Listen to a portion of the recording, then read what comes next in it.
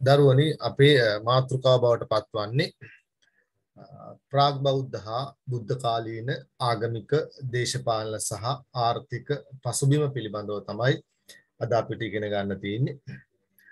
මේකේ මම ගිය සතියේත් මතක් කළා මේ මාතෘකාව යටතේ ප්‍රධාන මාතෘකා කිහිපයක් තියෙනවා. ඉන් ප්‍රධාන මාතෘකාව තමයි ಭಾರತೀಯ බ්‍රාහ්මණ සමාජ ධර්ම. ಭಾರತೀಯ බ්‍රාහ්මණ සමාජ ධර්ම. ඒ ಭಾರತೀಯ බ්‍රාහ්මණ සමාජ ධර්ම කියන මේ කොටසේ පළවෙනි අනු කොටස විදිහට අපිට සඳහන් කරන්න පුළුවන් මේ වර්ණ ධර්ම කියන අනු කොටස. වර්ණ ධර්ම. ඉතින් මේ අවස්ථාවේ සූදානම් වන්නේ ඔබට මේ වර්ණ ධර්ම පිළිබඳව ಭಾರತೀಯ බ්‍රාහ්මණ සමාජ ධර්ම තුල කියවෙන ඒ වගේම එහි ප්‍රධාන ඉගැන්වීමක් විදිහට සඳහන් වෙන වර්ණ ධර්ම පිළිබඳව තමයි අද ඔබට පැහැදිලි කරලා දෙන්න බලාපොරොත්තු වෙන්නේ. මම පසුගිය ටියුට් එකේදී ඔබට පැහැදිලි කිරීමක් කළා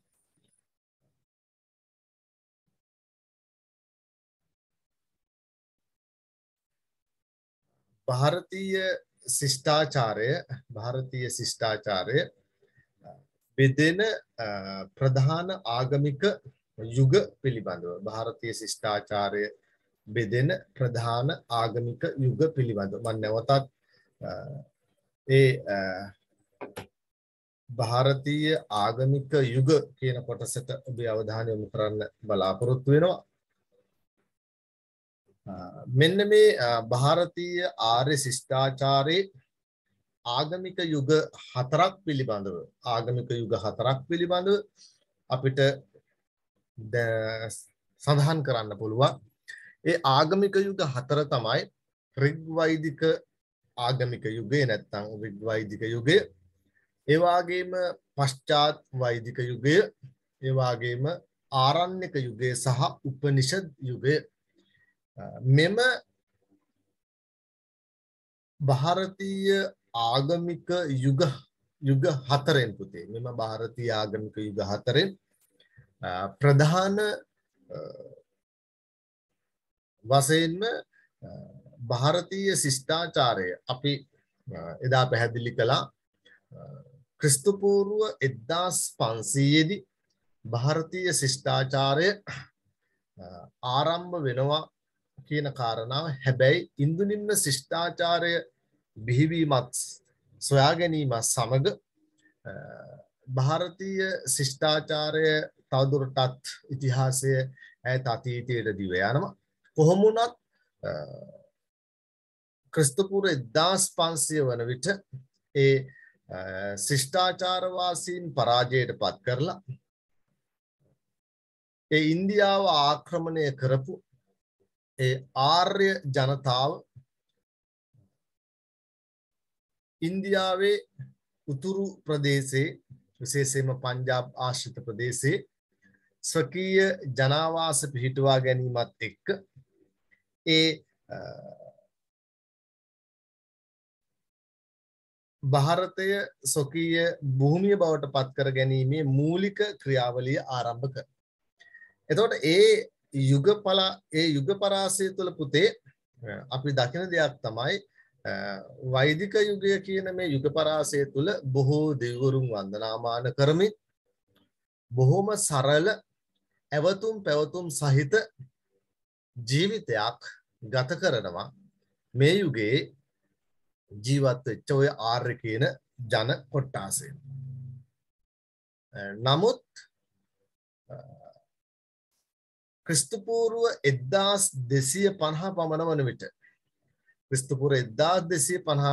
විට ಭಾರತೀಯ ශිෂ්ටාචාරයේ කිසියම් වූ අලුත් මතවාදයක් සමාජගත කරන්නට උත්සාහ දරපු එක්තරා කණ්ඩායමක් විසින් අභිනව සංස්කෘතියක් ಭಾರತೀಯ භූමිය තුල ඇති කරනවා. අපි පශ්චාත් වෛදික යුගයේ වශයෙන් ක්‍රිස්තුපුර 1250 දී අපි හඳුනගන්නේ මේ අලුත්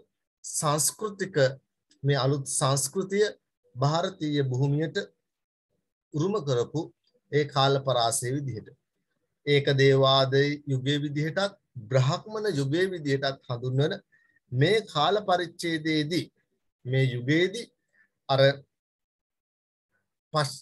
ඍග්වෛදික යුගයේ අවසාන භාගයේ ಭಾರತೀಯ චින්තනය වෙනස් කරන්නට උවමනා කරපු ඒ වෙනස් කළ යුතුයි කියන තැන ඉඳපු ඒ කණ්ඩායම විසින් පශ්චාත් වෛදික යුගයේදී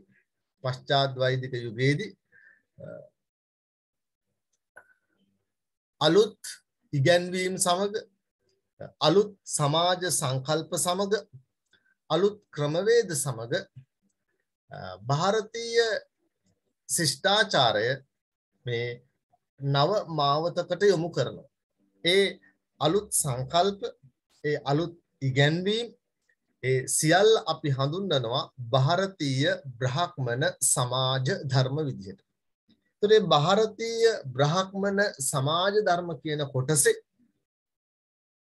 ඒ අලුත් ඉගැන්වීම් ටික සියල්ල අන්තර්ගත වන්නේ මෙතන පුතාලට දිස්වන පශ්චාත් වෛදික යුගයේ. පශ්චාත් වෛදික යුගයේ.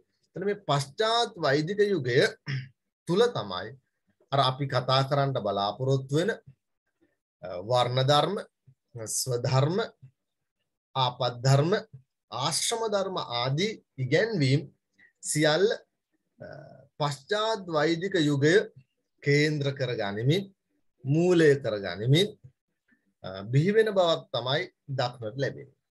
එහෙනම් පුතේ මම මේ පැහැදිලි කළේ ಭಾರತೀಯ ආර්ය ශිෂ්ටාචාරයේ ප්‍රධාන යුග හතරක් අපිට දකින්නට පුළුවන්කම ලැබෙනවා. එනම් ඍග්වෛදික යුගය, පශ්චාත් වෛදික යුගය, ආරණ්‍යක යුගය සහ උපනිෂද් යුගය. මේ ಭಾರತೀಯ බ්‍රාහ්මණ සමාජ ධර්ම බිහි වෙන යුගයේ විදිහට අපිට සඳහන් කරන්න පුළුවන්කම ලැබෙනවා පශ්චාත් වෛදික යුගය. එහෙනම් පුතේ ඒ පශ්චාත් වෛදික යුගයේ අලුත් සංකල්ප ජනගත කිරීමේ ක්‍රියාවලිය ඒ අය ඉදිරිපත් කරපු මූලික ඉගැන්වීම විදිහට අපිට සඳහන් කරන්න පුළුවන්කම ලැබෙනවා වර්ණ ධර්ම. එහෙනම් අද අපි මාතෘකා කරගන්නේ අපිට තියෙන පළවෙනි පාඩම වර්ණ ධර්ම. අපි බලමු කුමක්ද මේ සඳහන් කරන වර්ණ ධර්මය කියලා. කුමක්ද මේ සඳහන් කරන වර්ණ ධර්මය කියලා. දැන් ඔබේ අධ්‍යයනයේ පහසුව සඳහා අපි මෙන්න මේ ආකාරයට කොටස් වශයෙන් කරුණු තාමත්ම සීමිත ප්‍රමාණයක් ගොනු කිරීමකට යටත්ව අපි එකින් එක විග්‍රහ කර බලමු. මොකද්ද මේ වර්ණ ධර්ම ක්‍රියාවලිය කියලා. මොකද්ද මේ වර්ණ ධර්ම ඉගැන්වීම කියලා. පුතේ සාමාන්‍යයෙන් අපි ගත්තොත් මේ වර්ණ කියන වචනය සාමාන්‍යයෙන් අපේ භාවිතාව තුළ තියෙන වචනයක්. සාමාන්‍ය අපේ දිනදා ජීවිතය තුළ අපි වර්ණ කියන වචනය භාවිතා කරනවා. එතකොට මෙතන වර්ණ කියන වචනය සඳහා පුතේ ප්‍රධාන අර්ථකථන දෙකක් දීලා තියෙනවා. වර්ණ කියන වචනයට ප්‍රධාන අර්ථ දෙකක් දීලා තියෙනවා. ඒ වර්ණ කියන වචනයට දීලා තියෙන ප්‍රධාන අර්ථ අතර එක අර්ථයක් විදිහට අපිට සඳහන් කරන්න පුළුවන් සාමාන්‍ය ව්‍යවහාරයේ අපි ජීවත් වන මේ සාමාන්‍ය ව්‍යවහාරයේ වර්ණ කියලා කියන්නේ පාට කියන අදහස. ඒ වගේම පුතේ පැහැය කියන අදහස. සාමාන්‍ය පරිසරය තුල සමාජය තුල වර්ණ කියලා කියන්නේ පාටට. ඒ වගේම පැහැය කියන අර්ථයට. හැබැයි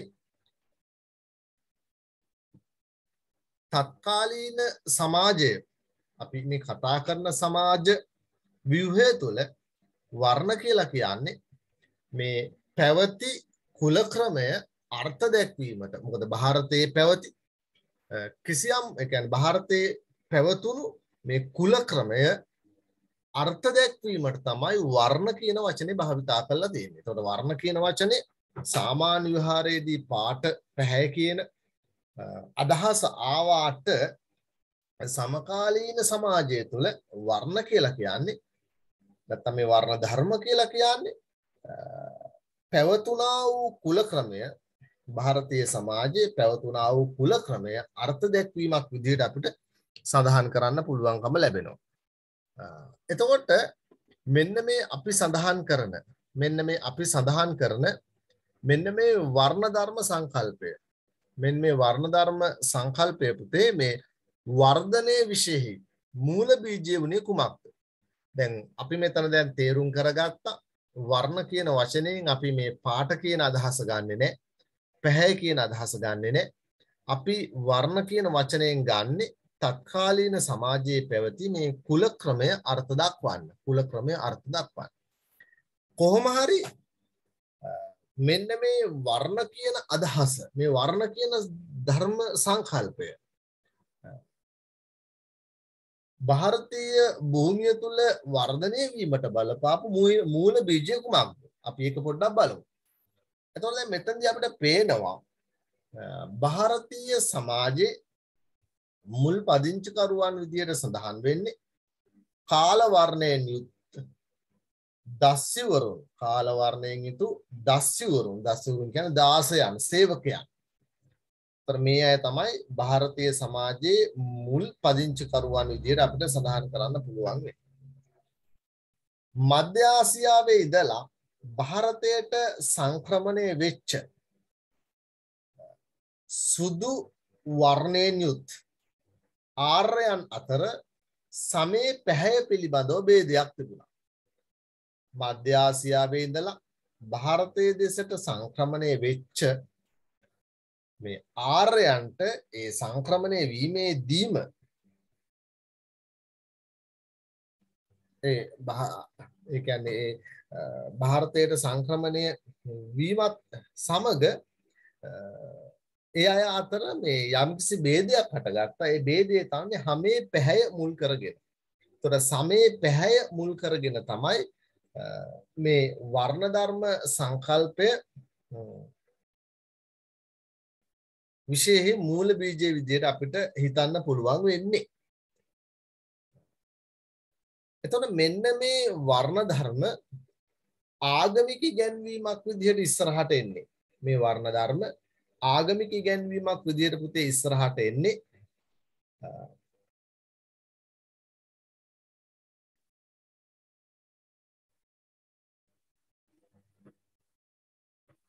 ආගමික ඉගැන්වීමක් විදිහට ඉස්සරහට එන්නේ. කාලාන්තරයක් තිස්සේ පැවතුණු සංවිධානාත්මක ආගමික ශුද්ධ භාවයකට කාලාන්තරයක් තිස්සේ පවතුන සංවිධානාත්මක ආගමික සුද්ධ භාවයකට තුඩු දුන්නු කරුණක් ලෙස තමයි සමාජගත වෙලා තියෙන්නේ. ඒ බ්‍රාහ්මණයන්ගේ වර්ණ ධර්ම කාලාන්තරයක් තිස්සේ පැවති සංවිධානාත්මක ආගමික සුද්ධ භාවයකට තුරු දෙන කරුණක් විදියට තමයි කාලාන්තරයක් තිස්සේ මේ වර්ණ ભેදය ಭಾರತೀಯ සමාජය තුළ සමාජගත වෙලා තියෙන්නේ. ඉතින් එය තමයි පසු කාලීනව මේක ආගමික ඉගැන්වීමක් බවට පත් වෙන්නේ. එතකොට පුතේ මේ ಭಾರತೀಯ සමාජ ආධිපත්‍ය සියතට ගැනීමට බමුණන් අනුගමනය කළ විධිමත් ක්‍රියාමාර්ගයේ ආරම්භය. දැන් බ්‍රාහ්මණයින්ට උවමනාව තිබුණා මේ ඉන්දියානු සමාජයේ ආධිපත්‍ය සියතට ගැනීමේ උවමනාවක් තිබුණා. ඉන්දියානු සමාජයේ මේ සමාජ ආධිපත්‍ය සියතට ගැනීමේ උවමනාවක් බමුණන්ට තිබුණා. එතකොට ඒ සඳහා බමුණන් ක්‍රමානුකූලව කිසියම් වූ ක්‍රියාමාර්ගයක් අනුගමනය කළා. ක්‍රමානුකූලව කිසියම් වූ විධිමත් ක්‍රියාමාර්ගයක් අනුගමනය කළා. ඒ අනුගමනය කරපු ක්‍රියාමාර්ගේ ආරම්භක අවස්ථාව විදිහට තමයි පුතේ අපි සඳහන් කරන්නේ මේ වර්ණ ධර්ම කියන සංකල්පය. වර්ණ ධර්ම කියන සංකල්පය ඒ සමාජගත කිරීම තමයි අර ಭಾರತೀಯ සමාජාධිපත්‍ය සියතර ගැනීමට වෑයම් කළා. එනිසා ඒ ಭಾರತೀಯ සමාජාධිපත්‍ය සියතට ගැනීමේ ක්‍රියාවලියේදී එක විධිමත් ක්‍රියාමාර්ගයක් තියෙන්න ඕනේ. අන්න ඒ විධිමත් ක්‍රියාමාර්ගය ආරම්භ කරන්නේ වර්ණ ධර්ම කියන සංකල්පයෙන්. වර්ණ ධර්ම කියන සංකල්පයෙන් තමයි ඒ ක්‍රියාවලිය ආරම්භ කරන්නේ.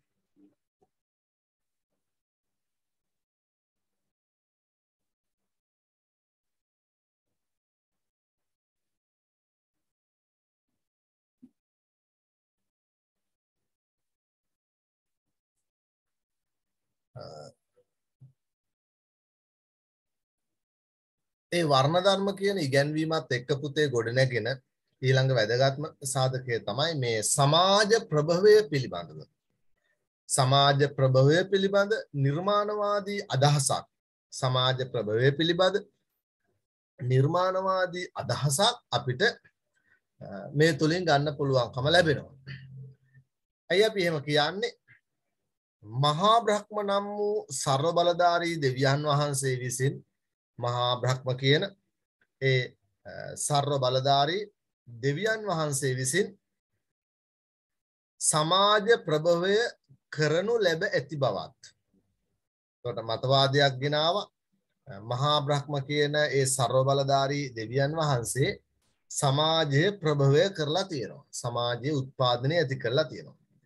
සහ මහා බ්‍රහ්ම සිය අභිමතයේ පරිදි එයාගේ අභිමතයේ පරිදි එයාගේ ශරීරයේ විවිධ අංගයන්ගෙන් මිනිස් ප්‍රජාව බිහි කරලා තියෙනවා. සහ උත්පත්ති ස්ථානයේ අනුව මිනිසාගේ උස් පහත් බව තීරණය වෙනවා. එනිසා සමාජ ප්‍රභවය පිළිබඳ මේ නිර්මාණවාදී මතවාදය අපි ගලපලා බලනකොට අපිට පේනවා මහා බ්‍රහ්ම කියන මේ සර්ව බලධාරී දෙවියන් වහන්සේ සමාජයේ ප්‍රභවය ඇති කරලා තියෙනවා. ඒ වගේම තමාගේ අභිමතයේ පරිදි ඔහුගේ විවිධ ශරීර අංගයන්ගෙන් මිනිස් ප්‍රජාව බිහි කරලා තියෙනවා. සහ උත්පත්ති ස්ථානයේ අනුව උස් පහත් බව තීරණය කරලා තියෙනවා. එහෙම තමයි සමාජ ප්‍රභවය පිළිබඳව නිර්මාණවාදී මතයේ විදිහට අපිට සඳහන් කරන්න පුළුවන් වෙන්නේ. එතකොට පුතේ ඒ සමාජ ප්‍රභවය පිළිබඳව ඒ නිර්මාණවාදී අදහස ගැබ් වෙලා තියෙනවා. ඒ නිර්මාණවාදී අදහස ගැබ් වෙලා තියෙන ශ්ලෝකය තමයි ඍග්වේදයේ 10 වන මණ්ඩලයේ 90 වන පුරුෂ සුත්තය කියන මෙන්න මේ මූලාශ්‍රගත කොටසේ අපිට සමාජ ප්‍රභවය පිළිබඳව ශ්ලෝකයක් අපිට හම්බ වෙනවා. සමාජ ප්‍රභවය පිළිබඳ ශ්ලෝකයක් අපිට හම්බ වෙනවා. ඒ ශ්ලෝකය තමයි බ්‍රහ්මනෝස්ය මුඛමාසිත බාහුරාජන්‍ය කෘතං ඌරු තදස්ය යද් වෛශ්‍යත් පද්භයාම් සුද්‍රෝ අජායත. පද්භයාම් සුද්‍රෝ අජායත. තර අපිට පේනවා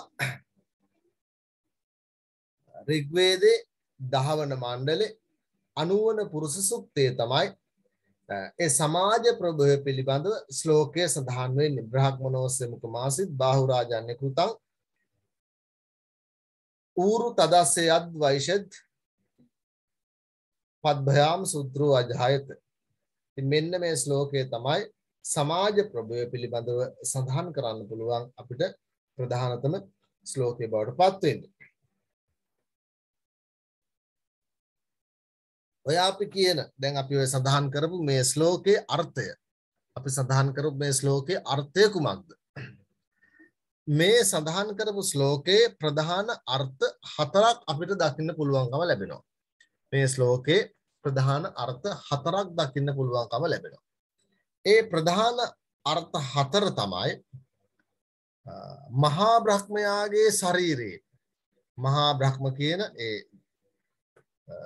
දේවතාවගේ නැත්නම් ඒ මහා පුරුෂ දෙවියාගේ මුඛයෙන් ඒ මහා පුරුෂ දෙවියාගේ මුඛයෙන් බ්‍රහ්මන වර්ණය ඇති වෙලා තියෙනවා. ඒ ශ්ලෝකයට අනුව ඒ වගේම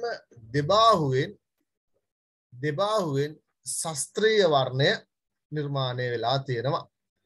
දෙකලව ගත්තහම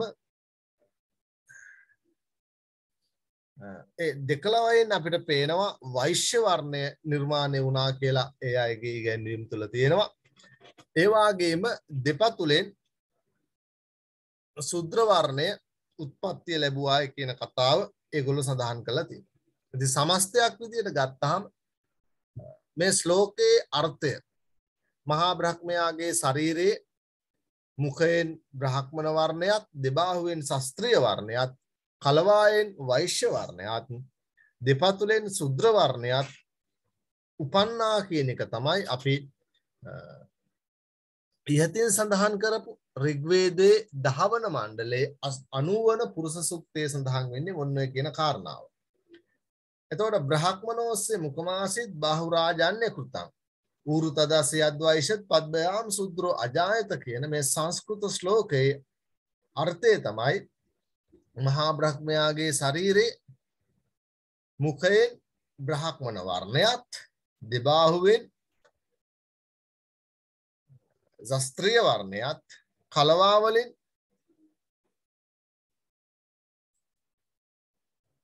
වෛශ්‍ය වර්ණයත් දෙපතුලෙන් ශුද්‍ර වර්ණයත් උත්පත්තිය ලැබුවාය කියන එක තමයි මේ ශ්ලෝකයේ අදහස බවට පත් වෙන්නේ. දැන් ඔය කියපු ඉගැන්වීම තුල ඔබට අවධානයෙන් බැලුවොත් පේනවා බ්‍රහ්මන වර්ණය උසස් වර්ණයේ විදියට සලකලා තියෙනවා. මේ ශ්ලෝකයට අනුව බ්‍රහ්මන වර්ණය උසස් වර්ණයේ විදියට සලකලා තියෙනවා. එතකොට මේ බ්‍රහ්මන වර්ණය උසස් වර්ණයක් බවට පත්වන්නට උසස් කුලයක් බවට පත්වන්නට බලපාපු හේතු මොනවද? එතන හේතු කීපයක් අපිට සඳහන් කරන්න පුළුවන්. විශේෂයෙන්ම බමුණන් කියන එකක් තමයි පුරුෂයාගේ ශරීරයේ පුරුෂ ශරීරෙහි නාභියෙන් ඉහළ කොටස පුරුෂ ශරීරෙහි නාභියෙන් ඉහළ කොටස වැඩියෙන් පවිත්‍රය කියන කතාව මේ අය පිළි අරගෙන තියෙනවා. පුරුෂ ශරීරයේ නාභියෙන් ඉහළ කොටස වැඩියෙන් පවිත්‍රයි කියන කතාව ඒ අය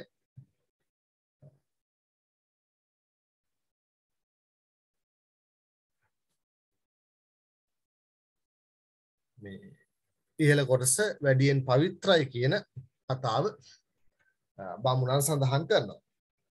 කොහොම වුණත් ඒ කාරණාව නිසාම නෙවෙයි බ්‍රහ්මන වර්ණය උසස් වීමට බලපාපු කරුණු අතර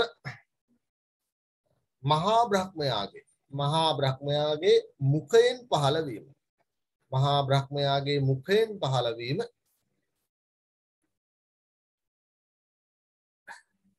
ඒ වගේම අන් සියල්ලටම ප්‍රථමයෙන් පහළ වීම සහ වේද ධාරණය මෙන්න මේ කියන මූලික කරුණු ත්‍රිත්වය මුල්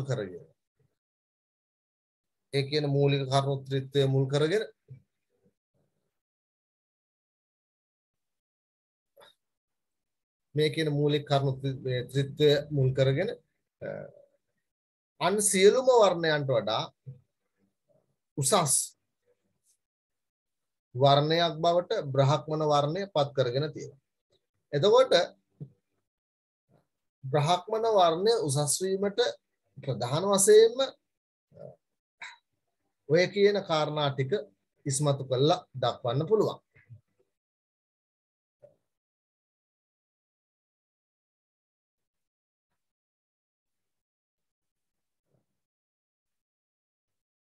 ඒ වගේම පුතේ මෙන්න මේ බ්‍රාහ්මණ වර්ණය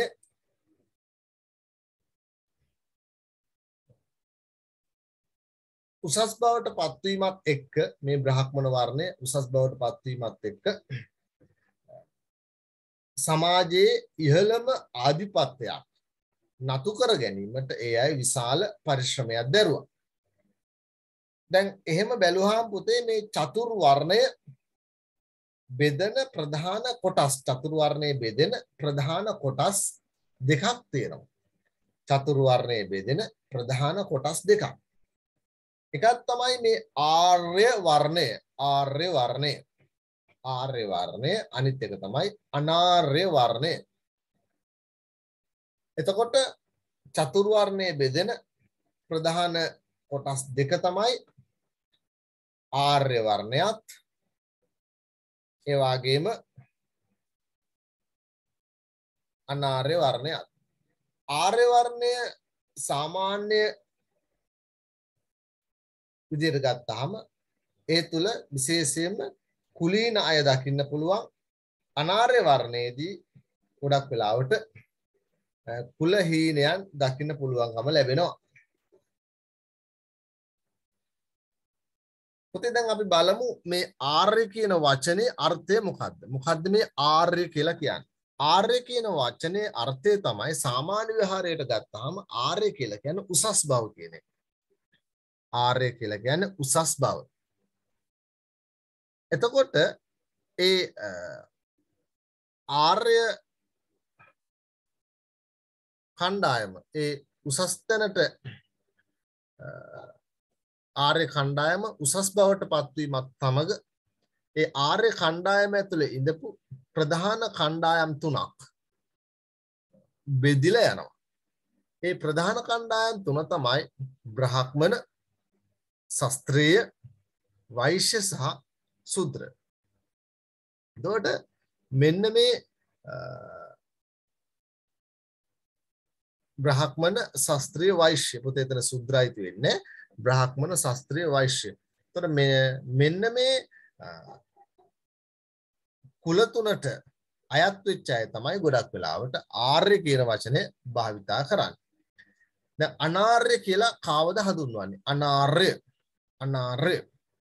අනාර්ය කියලා කියන්නේ පහත් යන්න අර්ථවත් වූ අතර පහත්ම කුලයේ ලෙස දක්වා ඇති ශුද්‍රයන්. එතකොට අනාර්යයන් කියන්නේ වෙන කවුරුවත් නෙවෙයි. ඒ පහත්ම කුලයේ විදිහට සඳහන් කරන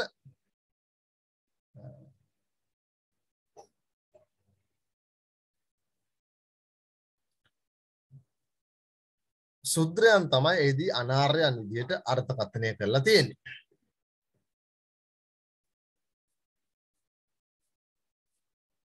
දැන් මෙන්න මේ වර්ණ ධර්ම ඉගැන්වීම තුළ පුතේ වැඩිම වරප්‍රසාද ප්‍රමාණයක් හිමි කරගත්තේ වැඩිම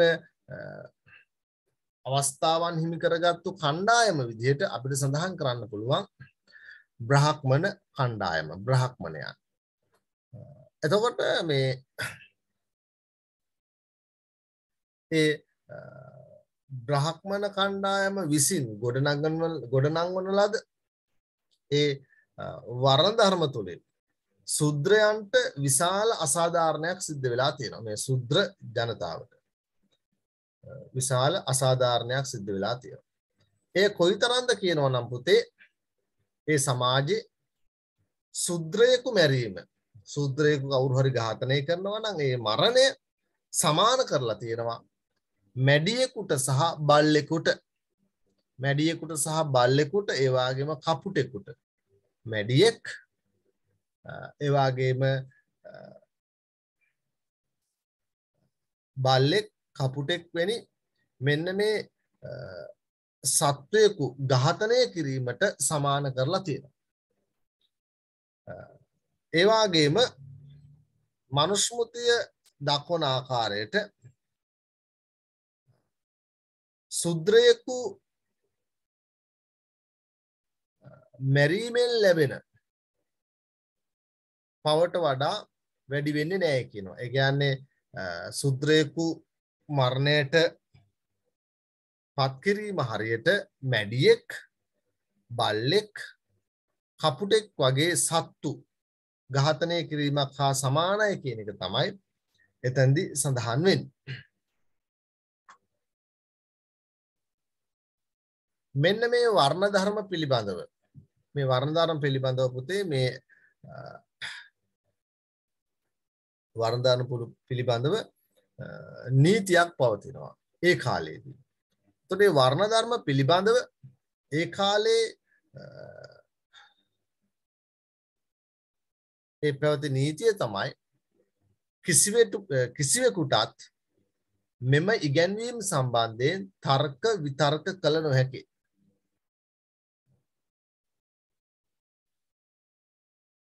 පළවෙනිම කාරණාව ඒක. මේ කිසිම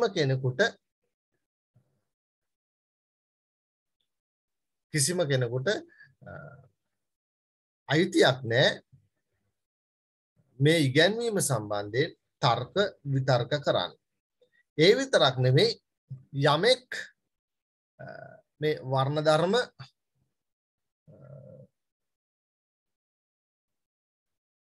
උපහාසයට ලක් කරොත් ඒ වගේම ඒ වර්ණ ධර්ම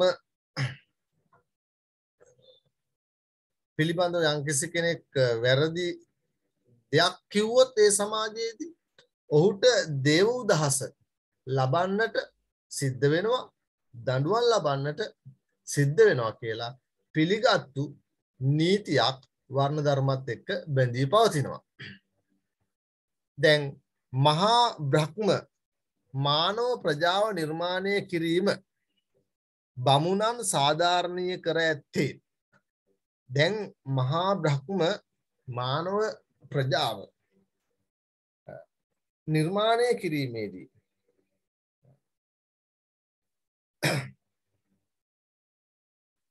ඒ බමුණන් සාධාරණීකරණය කරලා තියෙනවා. දැන් බමුණනේ දැන් මේ මහා බ්‍රහ්ම මුලට දාගෙන සමස්ත සමාජයේම කොටස් වලට බෙදන්නේ.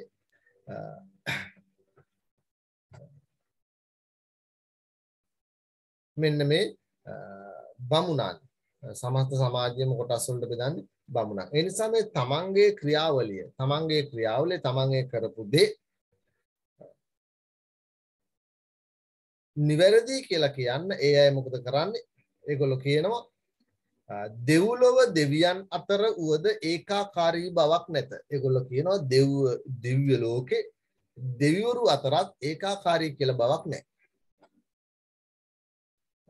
ඒ දිව්‍ය විමානවල වුන් පවසන්නේ අල්පේසාක්‍ය, මහේසාක්‍ය ඒ ආදී විදියට බලයෙන්, පැහැයෙන්, ශක්තියෙන් අඩු වැඩි වශයෙන් වෙනස්කම් වලින් යුක්ත දෙවිවරු තමයි වාසය කරන්නේ. එතකොට ඒක පැහැදිලි කරනවා දිව්‍ය ලෝකෙත් මේ අසමානකම තියෙනවා. දිව්‍ය ලෝකෙත් අල්පේසාක්‍ය, මහේසාක්‍ය කියන දෙවි දේවතාවුන් වහන්සේලාට ලැබෙන බලය, ලැබෙන පැහැය, ලැබෙන ශක්තිය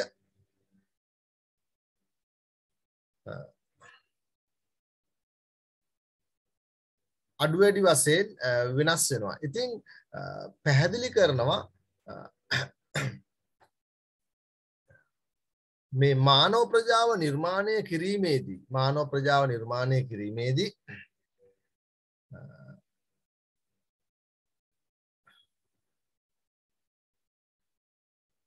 මේ දිව්‍ය ලෝකයේ ආభాසය ලබා ගත්තා කියන එක තමයි එතනදි පැහැදිලි කරන්න උත්සාහ කරලා තියෙන්නේ. ඒ වගේම මහා බ්‍රහ්ම පුද්ගලයාට මෙම සමාජ තත්ත්වය හිමි කර දී ඇත්තේ ඇයි?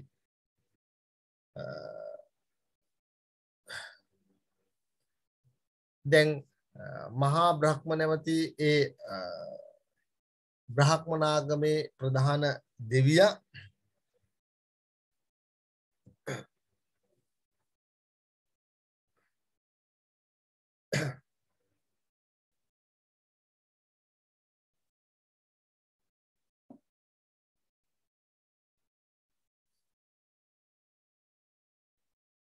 පුතේ මම පැහැදිලි කරමින් සිටියේ ඒ මහා බ්‍රහ්ම නැමැති ඒ බ්‍රහ්මනාගමේ ඒ ප්‍රධාන දෙවියට ඒ ප්‍රධාන දෙවියා විසින් මේ පුද්ගලයාට හිමි කරලා තියෙන මේ සමාජ තත්ත්වය මොන වගේ එකක්ද? එතකොට එතනදී හිමි කරලා තියෙන සමාජ තත්ත්වය එහෙම හිමි කරලා දෙන්න ප්‍රධාන වශයෙන්ම බලපාලා තියෙන්නේ පුද්ගලයා සතු ගුණ කර්ම ભેදය. පුද්ගලයා සතු ගුණ කර්ම ભેදය තමයි පුතේ ඒ සඳහා ප්‍රධාන වශයෙන්ම බලපාලා තියෙන්නේ.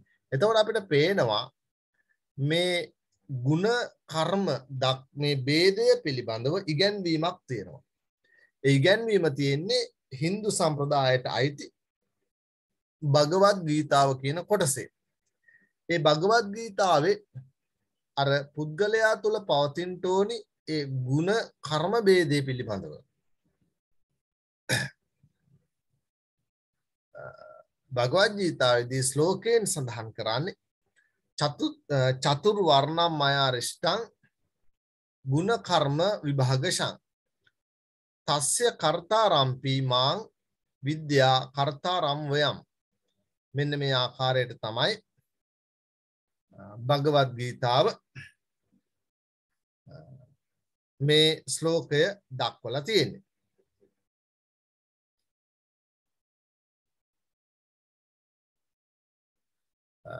ඒ සමගම පුතේ අපි පළවෙනි පාඩම් විදියට සැලකෙන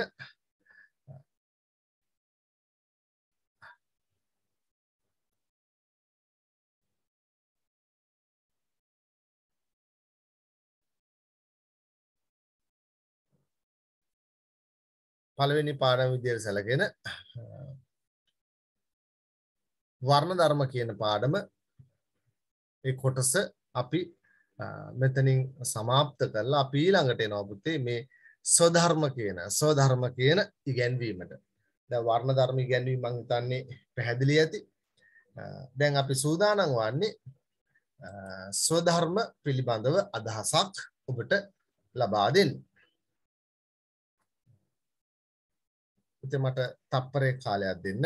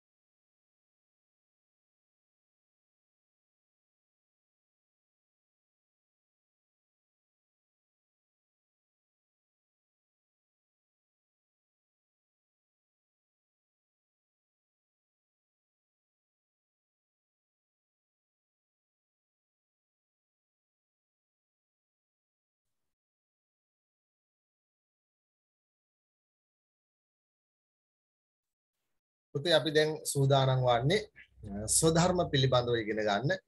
ස්වධර්ම පිළිබඳව ස්වධර්ම කතා කරන්න කලින් අපිත් එක්ක සම්බන්ධ වෙන්න පුතා. පුතේ මේ වර්ණ ධර්ම පිළිබඳව අපි පැහැදිලි කරපු දේ ඔයාලට පැහැදිලිද? ඒක මොනවාරි අහන්න තියෙනවද?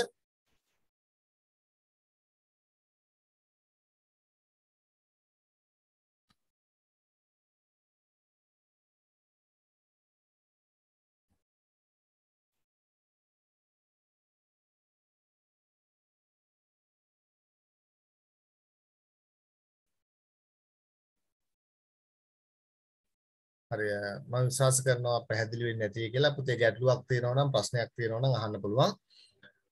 අපි ඊළඟට කතා කරන්නේ ස්වධර්ම. ස්වධර්ම මොනවද මේ ස්වධර්ම කියලා කියන්නේ?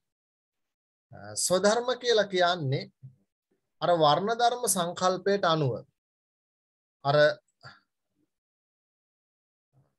වර්ණ ධර්ම සංකල්පයට අනුව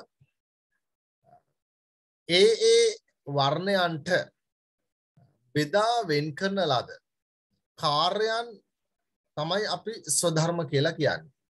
වර්ණ ධර්ම සංකල්පයට අනුව බෙදා වෙන් කරන ලද වර්ණයන් විසින් කළ යුතු කාර්යයන්. ඒ වර්ණයන් විසින් කළ යුතු කාර්යයන් නියම කිරීම තමයි අපි ස්වධර්ම කියලා කියන්නේ. ස්වධර්ම කියන්නේ ඒක. එතකොට ස්වධර්ම ඒ කුලයන්ට අනිවාර්ය වුණේ ඇයි? ඒ ස්වධර්ම ඔය කියන ඒ කුලයන්ට අනිවාර්ය වුණේ ඇයි? ස්වධර්මයන් ඒ කුලයන්ට අනිවාර්ය වෙන්නේ කරුණු දෙකක් නිසා.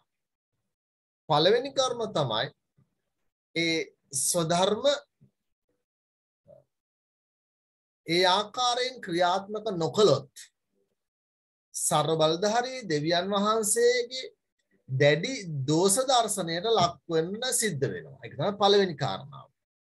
ඒ නිසා ස්වධර්ම අනිවාර්යයෙන්ම කළ යුතු ක්‍රියාවලියක් බවට පත් වෙනවා. ස්වධර්ම අනිවාර්යයෙන්ම කළ යුතු ක්‍රියාවලියක් බවට පත් වෙන්නේ. එහෙම කළේ නැත්නම් සර්ව බලධාරී දෙවියන් වහන්සේගේ දැඩි දෝෂ දර්ශනයට ලක්වන්නට සිද්ධ වුණා. දෙවෙනි කාරණාව තමයි එහෙම කරන්නේ නැහැ කියලා සාමාන්‍යයෙන් හිතන්නටවත් එහෙම කරන්නේ නැහැ මම කියලා හිතන්නටවත් අයිතියක් නැති වුණා. ඒ නිසා ස්වධර්ම ඒ කුලයන් අනිවාර්යයෙන්ම ඉටු කළ යුතු දෙයක් බවට පත් වුණා. ඒ ස්වධර්ම ඒ කුලයන් අනිවාර්යයෙන්ම ඉෂ්ට කරන්න ඕනි දෙයක් බවට පත් වුණා. එතකොට පුතේ මෙන්න මේ ආකාරයට ඒ කුලයන් විසින් අනිවාර්යයෙන්ම ඉටු කළ යුතු කාර්යයන් තමයි අපි ස්වධර්ම කියලා කියන්නේ. එතන මුලින්ම මේ බ්‍රාහ්මණ ශාස්ත්‍රීය වෛශ්‍ය ශුද්‍ර කියන මෙන්න මේ කොටස් හතරේ මුලින්ම අපි බලනවා මේ බ්‍රාහ්මණ වර්ණයට අයිති ස්වධර්ම මොන වගේද කියලා. බ්‍රාහ්මණ වර්ණයට අයිති ස්වධර්ම මොන වගේද? දැන් බ්‍රාහ්මණ වර්ණයට අයත් ස්වධර්ම පුතේ අපි වර්ග කරනවා මෙන්න මේ ටික. මේක හොඳට මතක තියාගන්න ඕනේ. බ්‍රාහ්මණ වර්ණයට අයත් ස්වධර්ම තමයි ඉගෙනීම, ඉගැන්වීම, යාග කිරීම, යාග කරවීම, දන් දීම, දන් පිළිගැන්වීම. ඔන්න ඔය කරුණු හය තමයි බ්‍රාහ්මණ අලුත උපන් දරුවෙකු සහ බ්‍රාහ්මණ වර්ණය තුළ කටයුතු කරන ඕනෑම කෙනෙක් කටයුතු කරන්න ඕනේ. ඉගෙනීම, ඉගැන්වීම, යාග කිරීම, යාග කරවීම, දන් දීම සහ දන් පිළිගැන්වීම. එතකොට මෙන්න මේ කියන කරුණු ශ්ලෝකයක සඳහන් වන්නේ මේ කියන ඉගැන්වීම් ටික. මේ සඳහන් වන දේවල් ශ්ලෝකයක දක්වලා තියෙන්නේ කොහොමද? මනුස්මෘතියේ පළවන අධ්‍යාය 89 වෙනි ගාථාවට අයිති ශ්ලෝකය. ඒ කියන්නේ අපි මෙහිදී මතක් කරමු. අධ්‍යාපන මධ්‍යන යජනං යාජනං තථා දානම් ප්‍රතිග්‍රහං චෛව බ්‍රාහ්මණ නාම කල්පයාත්. චෛව බ්‍රාහ්මණ නාම කල්පයාත්. එතකොට දැන් අපිට පේනවා අධ්‍යාපනය, ඒ කියන්නේ ඉගෙනීම, අධ්‍යයනය, ඒ කියන්නේ ඉගෙනවීම, යජනං, ඒ කියන්නේ යාග කිරීම, යාජනං, ඒ කියන්නේ යාග කරවීම, දානං, ඒ කියන්නේ දන් දීම, පතිග්ගහනං, දන් පිළිගැන්වීම, දන් පිළිගැන්වීම. මෙන්න මේ කොටස් 6 තමයි බ්‍රාහ්මණ වර්ණයට අයිති ස්වධර්ම විදියට සඳහන් කරන්න පුළුවන්. බ්‍රාහ්මණ වර්ණයට අයිති ස්වධර්ම විදියට අපිට සඳහන් කරන්න පුළුවන් වෙන්නේ ඉගෙනීම, ඉගැන්වීම, යාග කිරීම, යාග කරවීම, දන් දීම, දන් පිළිගැන්වීම. අපි එක ශ්ලෝකයකින් කිව්වොත් එහෙම අධ්‍යාපන මධ්‍යනං වේ, මධ්‍යනං යජනං යාජනං තථා දානම් ප්‍රතිග්‍රාහං චෛව බ්‍රාහ්මණ නාම කල්පයාත්. ඉතින් මෙන්න මේ ගාථාවට අනුව මනුස්මෘති පළවන අධ්‍යාය මේ 89 වෙනි ගාථාවේ මේ තොරතුරු සඳහන් වෙනවා. එතකොට මේ බ්‍රාහ්මණ වර්ණයට අයිති මේ ස්වධර්ම වල තියෙන පුතේ විශේෂත්වයක්. මේ ස්වධර්ම වල තියෙන විශේෂත්වයක් අපි බලමු එකින් එක. බ්‍රාහ්මණ ස්වධර්ම වල තියෙන මේ විශේෂත්වය මොකද්ද කියලා.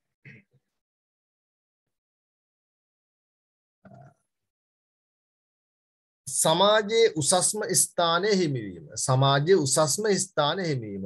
දැන් මෙන්න මේ බ්‍රාහ්මණ වර්ණයට ලැබුණු වටිනාම දේ තමයි මේ ස්වධර්ම හරහා ලැබුණු වටිනාම දේ තමයි පුතේ සමාජයේ උසස්ම ස්ථානයේ හිමි කර ගැනීම. සමාජයේ උසස්ම ස්ථානයේ හිමි කර ගැනීම.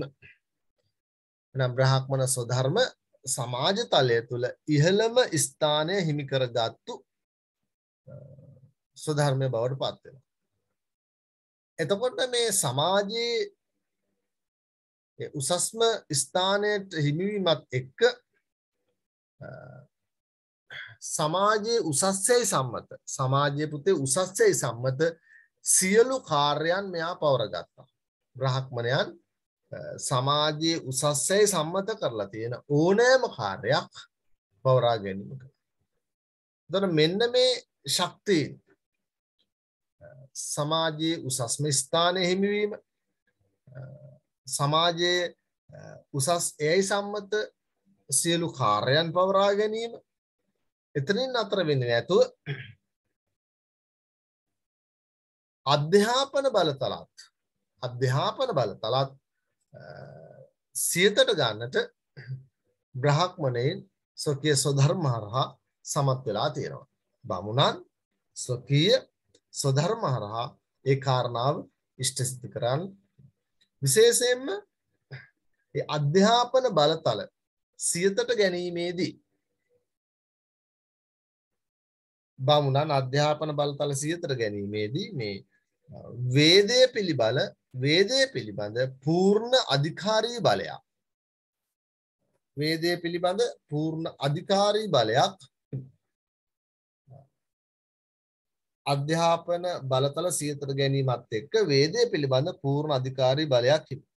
ඒ වගේම සෙසු කුලවලට අවශ්‍ය අධ්‍යාපන මට්ටම් පිළිබඳ තීරකයා බවට පත්වීමත්. ඒ තත්ත්වයේ හින්දා සෙසු කුල අභිභවනය කරමින් ಭಾರತೀಯ සමාජය තුල ආධිපත්‍ය ඉසිලීම. එතකොට ಭಾರತೀಯ සමාජය තුල ආධිපත්‍ය උසුලන්නට බමුණන් හැමතිස්සෙම සැදී පැහැදී සිටියා. ඒ විතරක් නෙවෙයි නීති ශාස්ත්‍රය තුලත් සුවිශේෂී වූ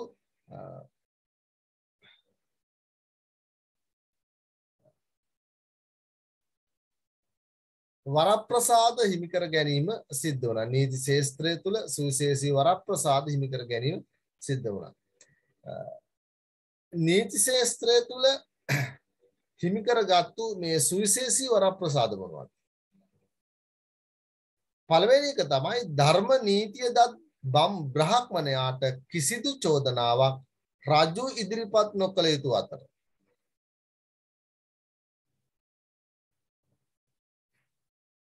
විශේෂයෙන්ම ධර්ම නීතිය දැනගත් බ්‍රාහ්මණයාට කිසිදු චෝදනාවක් රජු ඉදිරිපත් නොකළ යුතු අතර තමාට හිංසා කරන්නන්ට දඬුවම් දීම තම ශක්තියෙන්ම කළ හැකි වීම. ඒ කියන්නේ ධර්ම නීතිය දන්න බ්‍රාහ්මණයාට රජු විසින් පුතේ කවදාවත් කිසිදු චෝදනාවක් ඉදිරිපත් කරන්න බෑ.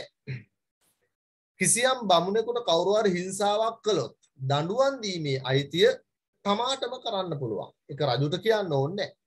දඬුවම් දීමේ අයිතිය තමාටම කරන්න පුළුවන්. ඒකයි කියන්නේ ධර්ම නීතිය දත් බ්‍රාහ්මණයාට කිසිදු චෝදනාවක් රජු විසින් ඉදිරිපත් නොකළ යුතු අතර රජුට එහෙම බෑ. හැබැයි තමාට කවුරු හරි හිංසා කරනවා නම්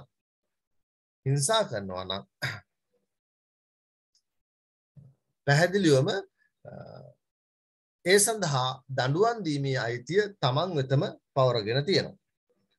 ඒ වගේම බ්‍රාහ්මණයන්ගේ ශක්තිය රජුගේ ශක්තියට වඩා ප්‍රබල වේ. දැන් මතයක් හදලා තියෙනවා බමුණන්ගේ ශක්තිය රජුගේ ශක්තියට වඩා ප්‍රබලයි කියලා. බමුණන්ගේ ශක්තිය රජුගේ ශක්තියට වඩා ප්‍රබලයි කියලා මතයක් හදලා තියෙනවා.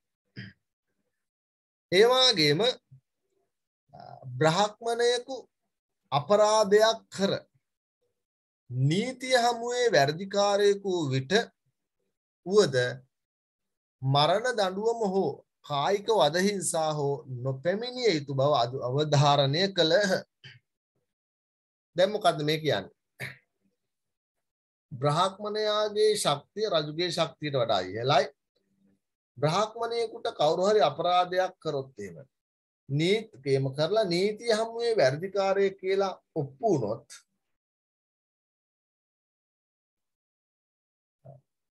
වැරදිකාරයෙක් කියලා ඔප්පු වුණොත් නීතිය හමුවේ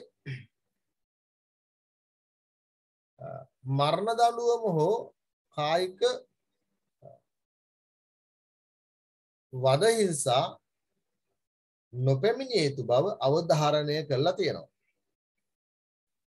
يعني බමුණාට අපරාධ කරන්න පුළුවන්. හැබැයි නීතිය හමුවට යන්න බෑ. නීතිය හමුවට ගියොත් ඒ වැරදිකාරය බවට ඔප්පු වෙනවා. ඒ නිසා නීතිය හමුවට යන්න බෑ. ඒකයි කියන්නේ. ඒ විතරක් නෙවෙයි බ්‍රාහ්මණයෙකුට දිය හැකි බරපතලම දඬුවම විදියට සඳහන් වෙන්නේ ඔහුගේ හිසේ ඇති කොණ්ඩය කපලා දාන එක තමයි බරපතලම දඬුවම. බමුණෙකුට දෙන්න පුළුවන් කවුරු හරි බරපතලම දඬුව තමයි ඔහුගේ හිසේ තියෙන කොණ්ඩය කපා දැමීම. ඒ විතරක් නෙමෙයි රජුන්ට රාජ්‍යත්වය පිළිබඳ වෙළඳ කුලයන්ට වෙළඳාම් පිළිබඳ ඉගැන්වීම් සිදු කරනු ඒ කියන්නේ සිදු කිරීම සියල්ල කළේ බමුණන් විසින්. එතකොට මෙන්න මේ නීති ශාස්ත්‍රයේ අපි කියන මේ ප්‍රධාන කරුණු හතරෙන් අපිට පේනවා බ්‍රාහ්මණ ස්වධර්ම වල කොයිතරම් ඒ සුවිශේෂත්වයක් තියනවාද කියලා. ඒ වගේම ආගමික ආධිපත්‍ය ස්ථාපිත කරනු ලැබීම. දැන් එතෙන්දි ගත්තාම පුතේ යාග කිරීම ඒ වගේම යාග කරවීම කියන මෙන්න මේ ස්වධර්ම මගින් සමාජයේ ආධිපත්‍ය තමයි උසුලගෙන සිටියේ. යාග කිරීම යාග කරවීම කියන මෙන්න මේ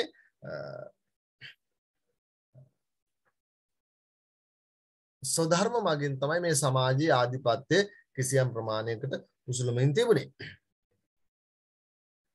ඒ වගේම බුහුසුර හෙවත් මිහිපිට දෙවියන් ලෙස තමන්ව හඳුන්වාගත් බ්‍රාහ්මණයන් දෙවියන් සහ මනුෂ්‍යයන් අතර සම්බන්ධීකරන කටයුතු කිරීමේ ප්‍රධාන බලවේගයේ බවට පත් වුණා.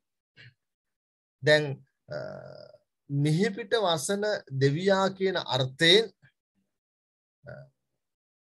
මිහිපිට වසන දෙවියා කියන අර්ථයෙන් එහෙම නැත්නම් බූසුර කියන අර්ථයෙන්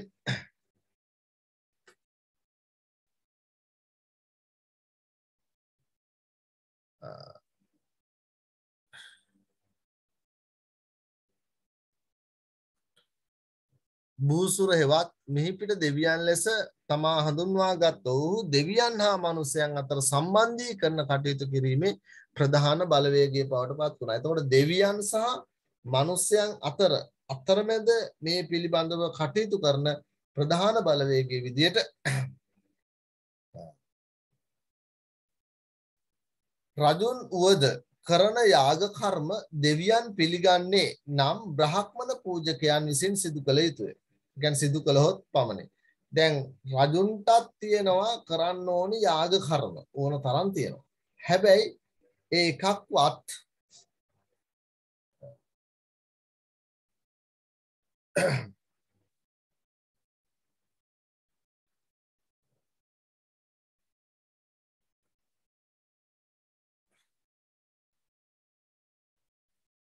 මම පැහැදිලි කරමින් සිටියේ ඒ කරන එකම යාග කර්මයක්වත් ඒ දෙවියන් පිළිගන්නවා නම් ඒ දෙවියන් පිළිගන්නේ බ්‍රහ්මන පූජකයන් විසින් සිදු කරන යාගවලට බ්‍රහ්මන පූජකයන් විසින් සිදු කළොත් විතරයි අර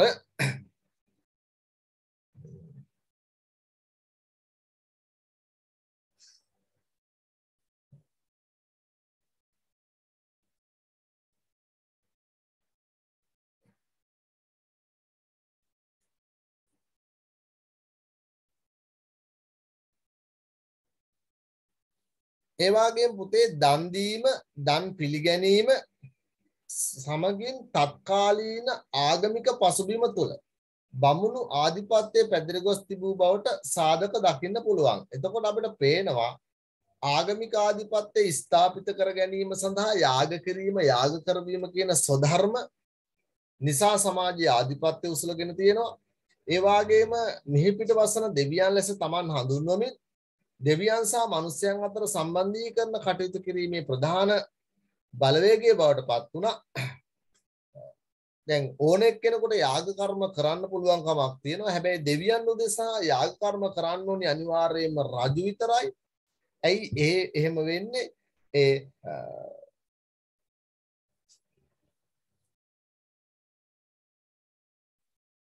ඒ රජුන් යාග කර්ම කළත් අනිවාර්යයෙන්ම ඒ සඳහා බ්‍රහ්මන පූජකයන්ගේ සහාය ලබා ගන්න ඕනේ. ඒ නිසා බ්‍රහ්මන පූජකයන් යාගයක් කළොත් විතරයි කියනවා ඒක දෙවියන් පිළිගන්නේ.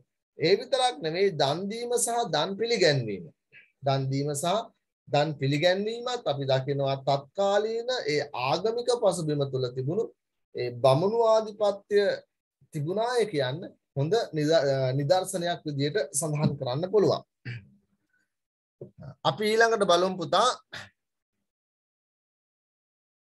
ශාස්ත්‍රීය වර්ණයට අයිති ස්වධර්ම මොනවාද? ශාස්ත්‍රීය වර්ණයට අයිති ස්වධර්ම මොනවාද?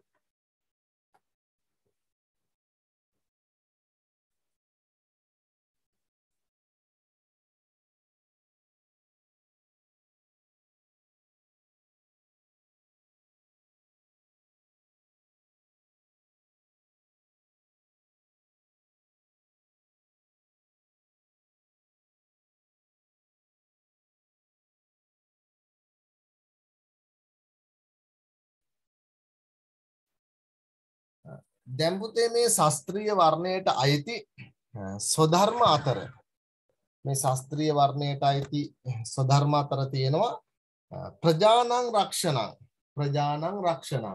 දැන් මේ ප්‍රජානං රක්ෂණං කියලා කියන්නේ ප්‍රජා රක්ෂණය ඒ වගේම දානං කියලා කියන්නේ දන් දීම ඉජ්ජා කියලා කියන්නේ පුද පූජා කිරීම අධ්‍යයන කියලා කියන්නේ ඉගෙනීම විශේෂ ප්‍රසක්තිස්ව කියලා කියන්නේ කාමයේ ඇලි ක්‍රියා කිරීම. ඒතර ඒ අනුව ගත්තාම පුතේ අපිට පේනවා ප්‍රජානං රක්ෂණං දාන මිච්ඡා ධාන මේවච විශේෂ ප්‍රසක්තිස්ව ශාස්ත්‍රීයස සමායත. එතකොට පේනවා ශාස්ත්‍රීය වර්ණයට අයිති ස්වධර්ම අතර ඔය කියන ප්‍රජා රක්ෂණය, දන් දීම, පුද පූජා කිරීම, ඉගෙනීම, කාමයේ ඇලී ක්‍රියා කිරීම ඒවා තමයි ස්වධර්ම බවට පත් වෙන්නේ. ශාස්ත්‍රීය වර්ණයට අයිති. දැන් මෙන්න මේ ස්වධර්ම පිළිබඳව සඳහන් කරන ශ්ලෝකයේ විදියට පුතේ සඳහන් කරනවා ප්‍රජානං රක්ෂණං දාන මිච්ඡා ධානමේවච විශේෂව ප්‍රසත්තිස්ව ශාස්ත්‍රීයස සමායත.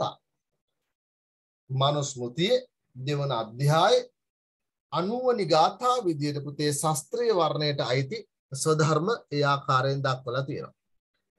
දැන් මේ ශාස්ත්‍රීය වර්ණයේ ස්වධර්මයන් වල විශේෂත්වයක් තියෙනවා. ශාස්ත්‍රීය වර්ණයේ ස්වධර්මයන් වල විශේෂත්වයක් තියෙනවා. මොනවද මේ ශාස්ත්‍රීය වර්ණයේ ස්වධර්ම වල තියෙන විශේෂත්වය?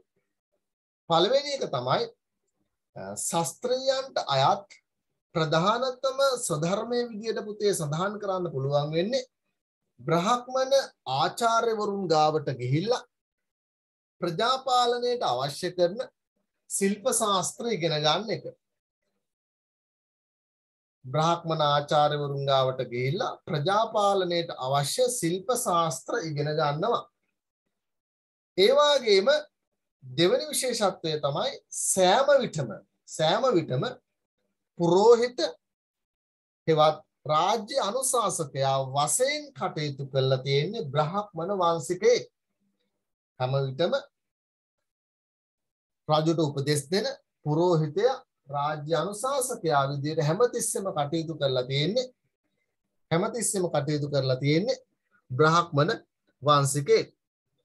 ඒ විතරක් නෙමේ පුතේ කෙත්වතු ආදිය ආරක්ෂා කරමින් සියලු අංශයන්හි ආරක්ෂාව සිය ප්‍රජාවට ලබා දීම ශාස්ත්‍රීය පාලකයෙකු සතු වගකීමක් බවට පත් වෙනවා. අර කෙත්වතු තියෙනවා ඒවා ආරක්ෂා කරන්න ඕනේ.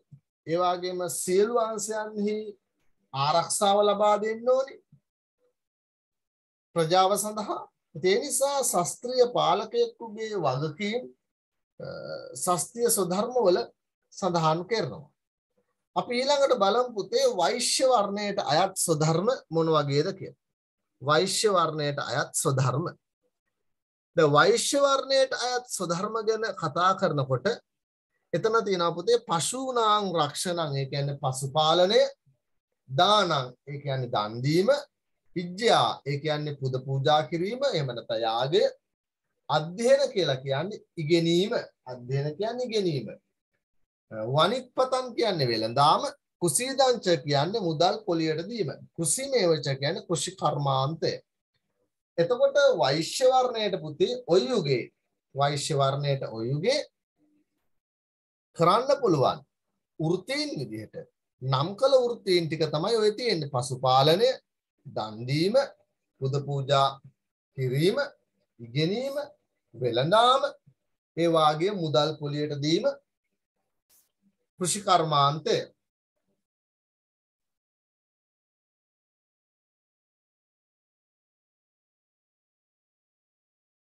මේ පිළිබඳව පුතේ සඳහන් කරන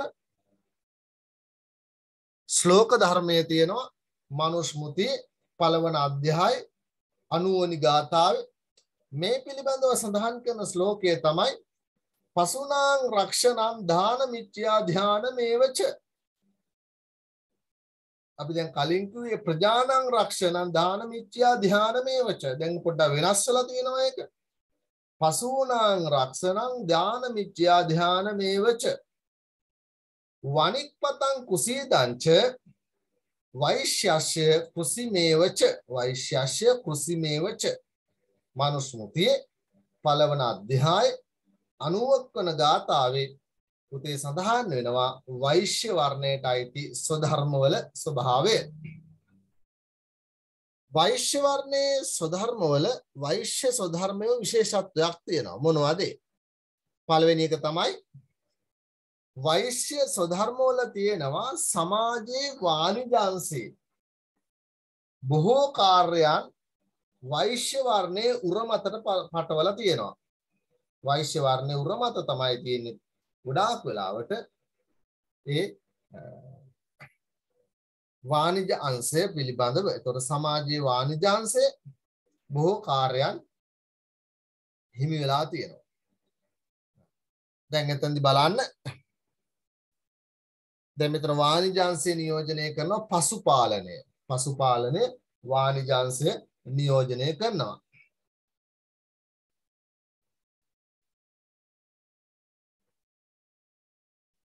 ඒ වගේම වෙළඳාම, මුදල් පොලියට දීම, කෘෂි කර්මාන්තය මේවා ගත්තාම වාණිජ අංශය නියෝජනය කරන කාර්යභාරයන් බවට පත් වෙනවා. ඉතින් ඒවා නිසියාකාරව වෛශ්‍ය වර්ණයට කළමනාකරණය කරන්නට ලබා දීලා තියෙනවා. හැබැයි මේ වෘත්තීන් සිදු කිරීමට කිසියම් වූ අධ්‍යාපනයක් අවශ්‍යයි. එතකොට මෙන්න මේ වෘත්තීන් සිදු කිරීමට අවශ්‍ය කරන අධ්‍යාපන මාර්ගෝපදේශනය ලබා දීමට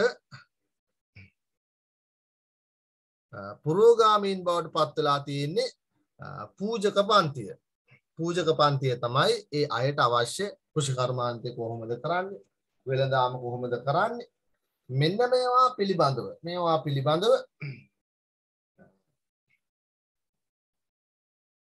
නිවැරදිව සිදු කරන ආකාරය පිළිබඳව අධ්‍යාපන මාර්ගෝපදේශනත්වය ලබා දීලා තියෙන්නේ බ්‍රාහ්මණ පූජක පන්තිය. ඒ වගේම සමාජ ආර්ථික පසුබිම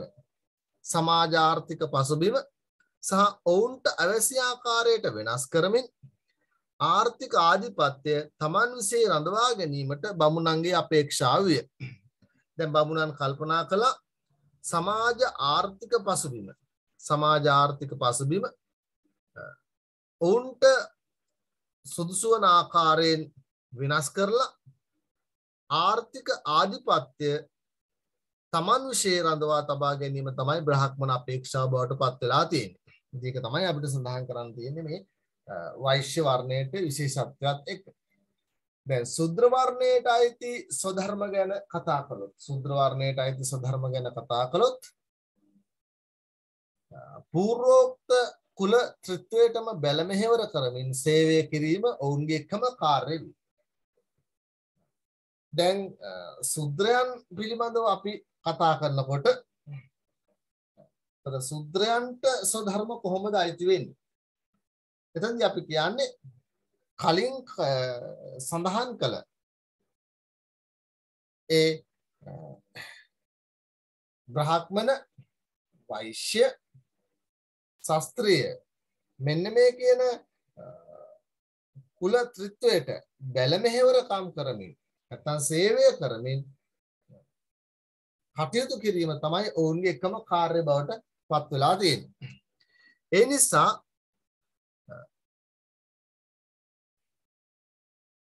ඒ తত্ত্বය ශ්ලෝකයකින් දක්වලා තියෙන්නේ මෙහිමයි. මනුස්මෘතියේ පළවන අධ්‍යායේ 91 වෙනි ගාථාවේ මේ පිළිබඳව සඳහන් වෙනවා. ඒකමේවතු සුද්‍රස්ය ප්‍රභු කර්ම සමාදිශත් ඒතේසා මේව වර්ණානං සුසහස්‍රා මනුසුයා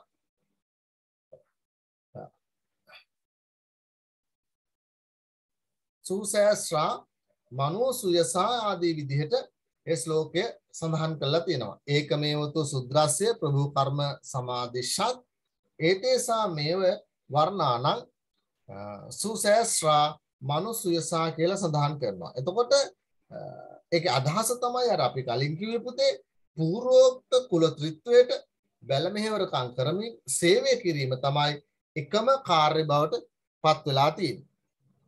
වෛශ්‍ය ස්වධර්ම වල විශේෂත්වය පොඩ්ඩක් අපි බැලුවොත් එහෙම සමාජය සම්මත කරලා තියෙන අර පහත් කාර්යයන් ටික තමයි ඔවුන්ට හිමි වුනේ. සමාජයේ සම්මත කරලා තියෙන පහත් කාර්යයන් ටික තමයි ඔහුට හිමි වුනේ. විශේෂයෙන්ම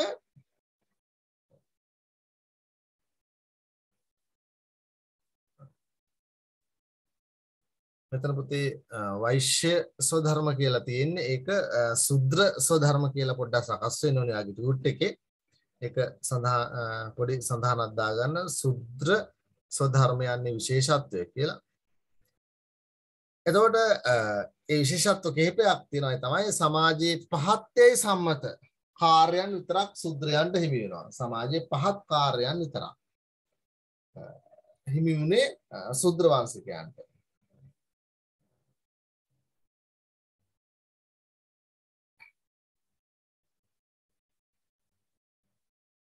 දැන් ඒ බව මේ ආකාරයට දක්වනවා. දැන් ඔය කියන කතාව සමාජයේ පහත්යේ සම්මත කාර්යයන් හිමි වුණේ ශුද්‍රයාට. දැන් අපිට පුළුවන්කම තියෙනවා ශුද්‍රයෙක්ව මිලට ගන්න. එතකොට මිලට ගත්තාම පුතේ එතන වටිනාකමක් තියෙනවනේ. එතකොට මිලට ගත්තාම වටිනාකමක් තියෙනවා. එතකොට පැහැදිලි කරනවා මිලට ගත්ත ශුද්‍රයා සහ මිලට නොගත්ත ශුද්‍රයා මේ දෙන්නාම 16ක් කරන්න ඕනේ. මිලට ගත්ත ශුද්‍රයාවත් 16 කරන්න ඕනේ. 16ක කරන්න ඕනේ. මිලට නොගත් ශුද්‍රයාවත් 16ක කරන්න ඕනේ කියලා මනුස්මෘතිය සඳහන් වෙනවා. ඒ නිසා සමාජයේ පහත්යේ සම්මත කාර්යයන් ශුද්‍රයන්ට හිමි වුවද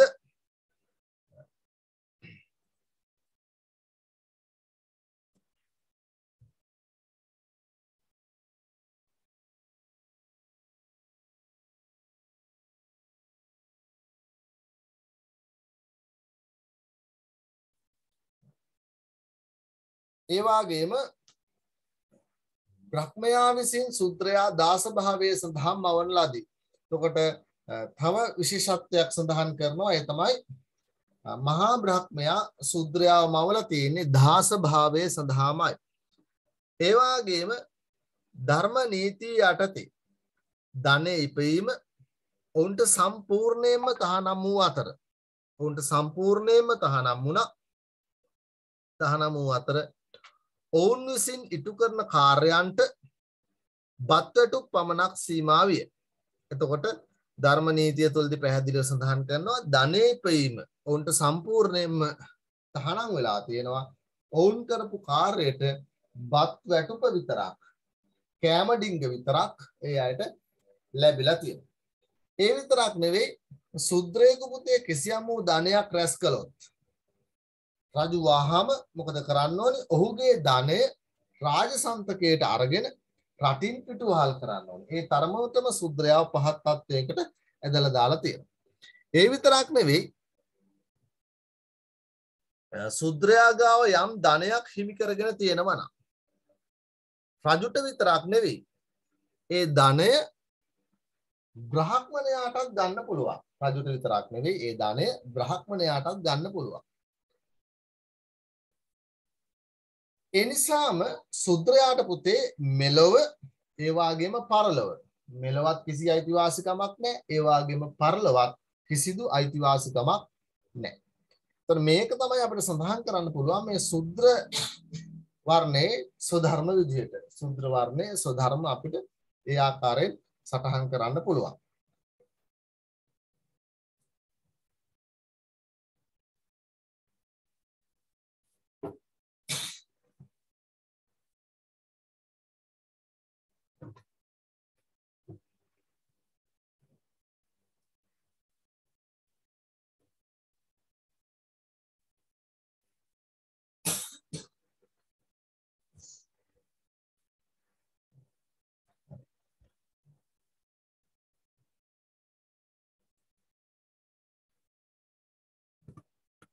පුතේ ස්වධර්ම පිළිබඳව කතාව අපිට ඒ ආකාරයෙන් සඳහන් කරන්න පුළුවන්. ඒ ස්වධර්ම පිළිබඳව අපි සාකච්ඡා කරපු දේ තුල කිසියම් දෙයක් අහන්න තියෙනවද? පුතාට පැහැදිලිද?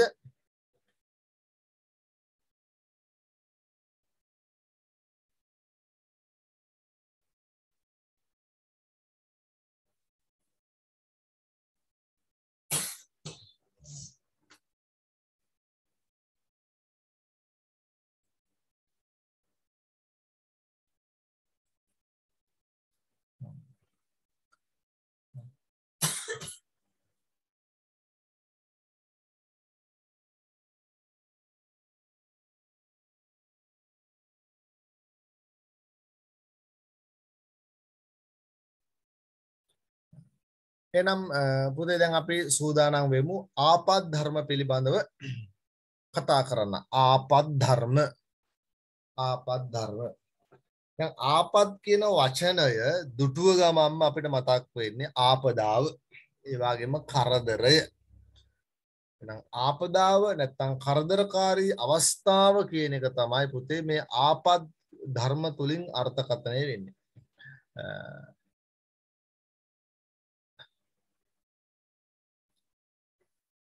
දැන් සාමාන්‍යයෙන් ගත්තොත් ආපදාව කරදරකාරී අවස්ථාව යන්න මෙයින් අර්ථවත් වෙනවා. එතකොට මේ ආපත් ධර්ම කියන එකේ සැබෑ අර්ථය ඒකයි. ඒ අනුව ආර්ය කුල ත්‍රිත්වය වූ බ්‍රාහ්මණ, ශාස්ත්‍රීය, වෛශ්‍ය, ශුද්‍ර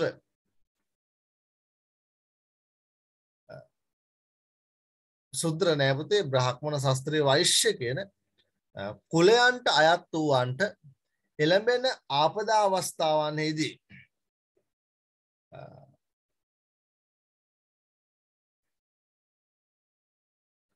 තමන්ට නියමිත ධර්මයන්ට අමතරව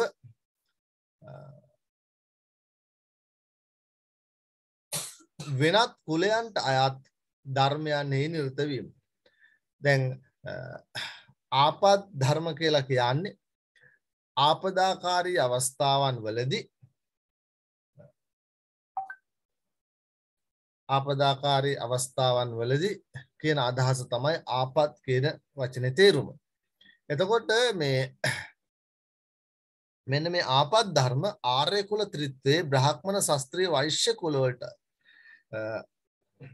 අයත් වූවන්ට එළඹෙන ආපදා අවස්ථාවන්හිදී තමන්ට නියමිත ධර්මයන්ට අමතරව වෙනත් කුලයන්ට අයත් ධර්මයන්හි නිරත වීම. ඒ කියන්නේ ආපදා අවස්ථාවකදී තමන්ගේ කාර්යභාරය විතරක් නෙවෙයි අනෙකුත් කුලවලත් කාර්යභාරය කරන්න අවස්ථාව සැලසිලා තියෙනවා.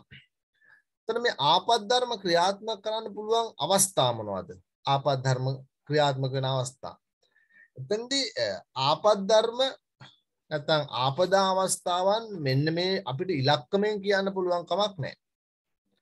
මෙච්චරයි කියලා. ඒවා අපි සාමාන්‍යයෙන් ඒ ආපත් ධර්ම ක්‍රියාත්මක කළ හැකි අවස්ථා පිළිබඳව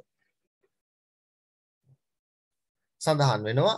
විශේෂයෙන්ම යුද්ධ අවස්ථාවන්හිදී, ඒ වගේම දුර්භික්ෂ අවස්ථාවන්හිදී, ඒ වගේම නියඟ ආදී අවස්ථාවන්හිදී මෙන්න මේ අවස්ථාවලදී ආපත් ධර්ම ක්‍රියාත්මක කරන්න පුළුවන්ද? යුද්ධ අවස්ථාවකදී, දුර්භික්ෂ අවස්ථාවකදී,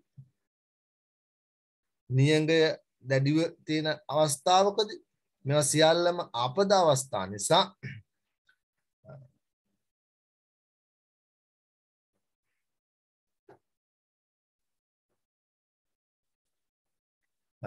මේ සියල්ලම ආපදා ධර්ම නැත ආපත් ධර්ම නිසා මේවා සියල්ලම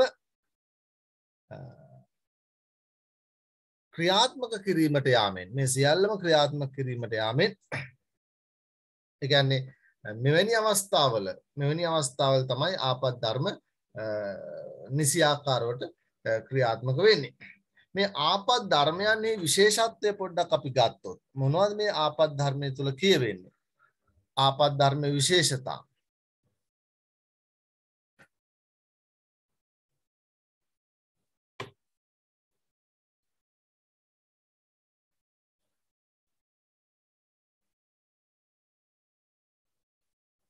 මෙන්න මේවා ටික තමයි පුතේ ආපත් ධර්මයේ තියෙන විශේෂත්වයන් ටික. මොනවද? බ්‍රාහ්මණයන්ට ශාස්ත්‍රීය සහ වෛශ්‍ය කුල දෙකටම අයත් වෘත්තීන් කළ හැකි වීම. දැන් ආපදා අවස්ථාවකදී මේ බ්‍රාහ්මණයන්ට පුළුවන් ශාස්ත්‍රීය හා වෛශ්‍ය කුල දෙකටම අයත් වෘත්තීන් කරන්න. එහෙම කරන්න පුළුවන් අර ආපදා අවස්ථාවකදී විතරයි. ආපදා අවස්ථාවකදී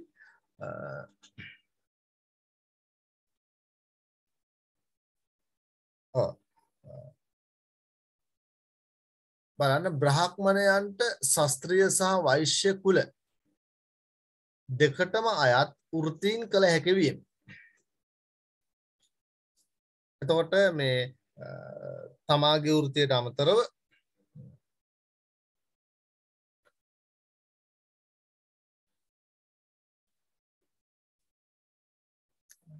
තමාගේ වෘත්තීන්ට අමතරව අනිකුත් වෘත්තීනුත් කරන්න අවස්ථාව මෙතනදී ලබා දෙනවා.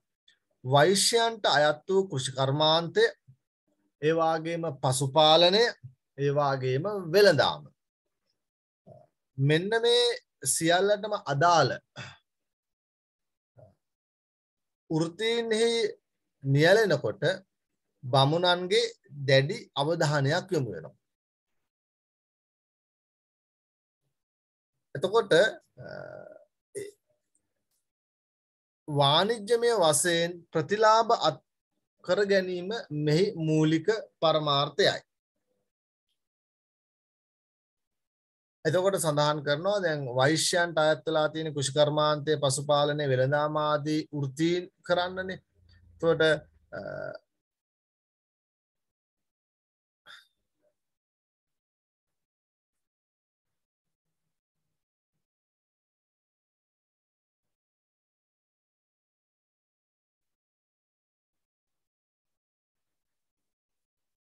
වාණිජ්‍ය වශයෙන් ප්‍රතිලාභ අත් කර ගැනීම මෙහි මූලික පරමාර්ථය වේ. මේ ආකාරයට ශාස්ත්‍රයන්ට ද වෛශ්‍ය කුලයට අයත් ඉහත කාර්යයන්හි නිරත විය හැකිය. එතකොට මේ අර ශාස්ත්‍රීය වර්ණයටත් වෛශ්‍ය කුලයට අයිති කාර්යයන් වල නිරත වෙන්න පුළුවන්. කිසිවිටකත් ශාස්ත්‍රීයන්ට හා වෛශ්‍යයන්ට ඉහත කුලයන්ට අයත් ස්වධර්මයන්හි නිරත වීමට නොහැකි වේ. එතකොට ශාස්ත්‍රීයන්ට සහ වෛශ්‍යයන්ට ස්වධර්ම වල නිරත වෙන්න පුළුවන් කමක් නැහැ. ඒක කොහොමද කියන්නේ? නිදසුනක් ලෙස කතරම් ආපදාවකදී වුවද ශාස්ත්‍රීය හෝ වෛශ්‍යයන්ට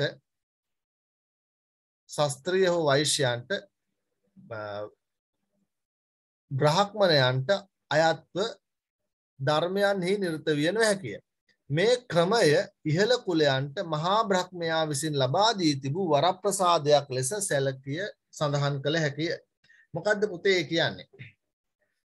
දැන් මෙතනදී සඳහන් කරනවා ආපත් ධර්ම වලදී කොයිතරම් දරුණු ආපදාවකදී වුණත්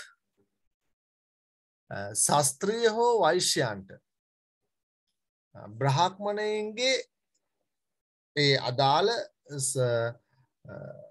සධර්ම කරන්න පුළුවන්.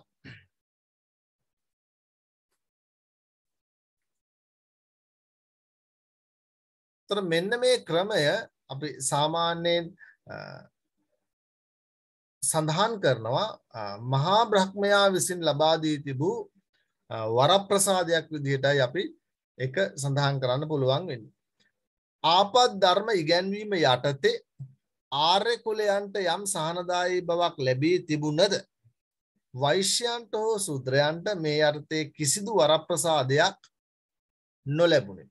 දැන් මේ ආපත් ධර්ම ඉගැන්වීම කටයුතු මේ ආපත් ධර්ම ඉගැන්වීමේදී අපිට පේනවා මේ ආර්ය කුලයන්ට කිසියම් වූ සහනදායී බවක් අර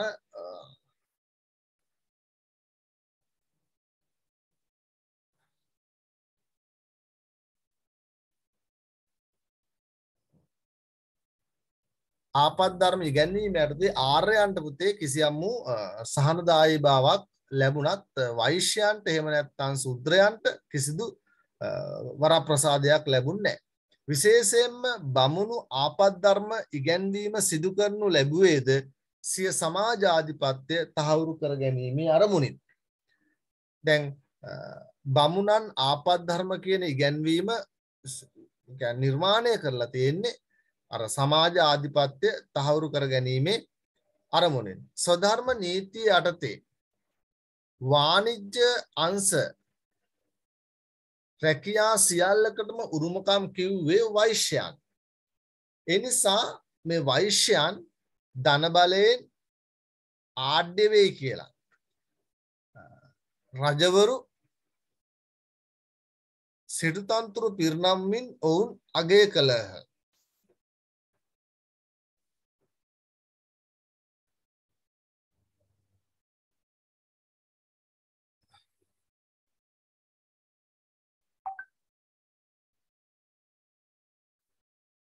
මෙවැනි පසුබිමක් තුළ ධන බලය මත කුල බලයේ වියකී යතේ බිය වූ බමුණන් ආපත් ධර්ම ඉගැන්වීම මගින් වාණිජ ශේස්ත්‍රයේ ආධිපත්‍යද සියතට ගැනීමට අපේක්ෂා කර තිබේ. දැන් පුතේ මෙතන ප්‍රධාන වශයෙන්ම අපි කතා කරන්නේ දැන් ආපත් ධර්මයන් වල තියෙන විශේෂත්වය තමයි මේ ආපදා අවස්ථාවකදී කොහොමද හැන්ඩල් කරන්නේ. එතන මේ ආපදා අවස්ථාවකදී මොකද්ද කරන්න ඕනේ? එතන මේ ආපදා අවස්ථාවදී ඒ කටයුතු කරන්න ඕනේ ආකාරය තියෙනවා. දැන් මම ආයේ මුලින්ම වේගෙන් කියාගෙන එන්න. බමුණන්ට ශාස්ත්‍රීය සහ වෛශ්‍ය කියන කුල දෙකටම අයත් වෘත්තීන් කළ හැකිවීම. එතකොට මේ විශේෂත්වයේ පළවෙනි එක තමයි බ්‍රාහ්මණයන්ට පුළුවන් ශාස්ත්‍රීය අංගයේ ස්වධර්ම කරන්නත් වෛශ්‍ය අංගයේ ස්වධර්ම කරන්නත් පුළුවන්. එතකොට ඒක ඉහළ සිට පහළට එන්න පුළුවන් එකක්. ඒ වගේම වෛශ්‍යයන්ට අයත් වෙලා තියෙන කෘෂිකර්මාන්තය, පසුපාලනය, වෙළඳාම කියන මෙන්න මේ වෘත්තීන් විෂයන් බමුණන් වැඩි අවධානයක් යොමු කරලා තියෙනවා. මෙන්න මේ කරුණු කෙරෙහි. ඒ නිසා වාණිජ වශයෙන් ප්‍රතිලාභ අත්පත් කර ගැනීම මෙහි මූලික අරමුණ විදිහට සඳහන් කරලා තියෙනවා. ඒ විතරක් නෙමෙයි මේ ආකාරයට ශාස්ත්‍රීයන්ට වෛශ්‍ය කුලයන්ට අයත් ඉහත කාර්යයන්හි නිරත විය හැකිය. එතකොට ශාස්ත්‍රීයන්ටත් වෛශ්‍ය කුලවල අයටත් අර කාර්යයන් ඒ ආකාරයෙන් ඉෂ්ට කර ගන්න පුළුවන්. ඒ වගේම කිසිවිටකත් ශාස්ත්‍රීයන්ට හා වෛශ්‍යයන්ට ඉහත කුලයන්ට අයත් ස්වධර්මයන්හි නිරත වෙන්න බෑ. එතකොට ස්වධර්ම වල නිරත වීමේ හැකියාවක් නැහැ. නිදසුනක් ලෙස කෙතරම් ආපදා අවස්ථාවකදී වුවද ශාස්ත්‍රීය හෝ වෛශ්‍යයන්ට බ්‍රාහ්මණයන්ට අයත් ධර්මයන්හි නිරත විය නොහැකිය. මේ ක්‍රමය ඉහළ කුලයන්ට මහා බ්‍රහ්මයා විසින් ලබා දී තිබූ වරප්‍රසාදයක් ලෙස සඳහන් කළ හැකිය.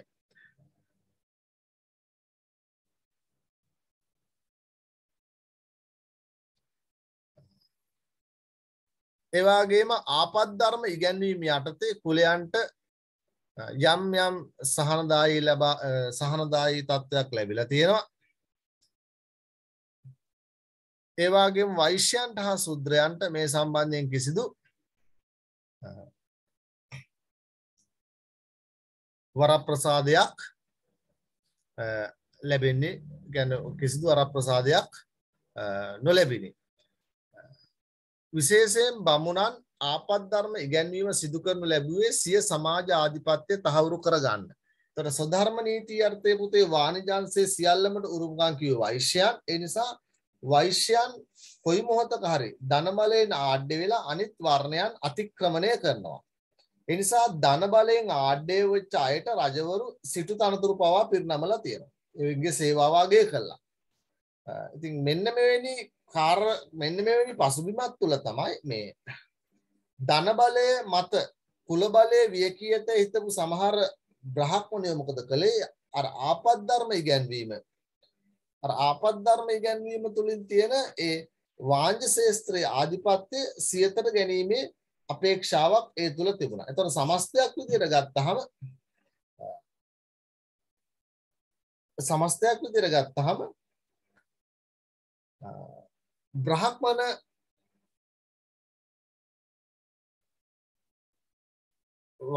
බ්‍රාහ්මණ ශාස්ත්‍රීය වෛශ්‍ය ශූද්‍ර මෙන්න මේ කොටස් හතරෙන් ඉහළ සිට පහළට ගලා යන සිස්ටම් එකක් තමයි ආපත් ධර්ම කියලා කියන්නේ. නැත්නම් පහළ සිට ඉහළට යන්නේ නැහැ. එතකොට ඉහළ සිට තමයි පහළට ක්‍රමානුකූලව ඒ තත්ත්වයන් වෙනස් වෙන්නේ. අපිට මෙන්න මේක අපිට සඳහන් කරන්න පුළුවන් ආපත් ධර්ම විදියට. දැන් අපි තවත් ඔක සරල කරලා කිව්වොත් එහෙම ශුද්‍රයා සතු කාර්යභාරය වෛශ්‍යයාට කරන්න වෙනවා. වෛශ්‍යයා සතු කාර්යභාරය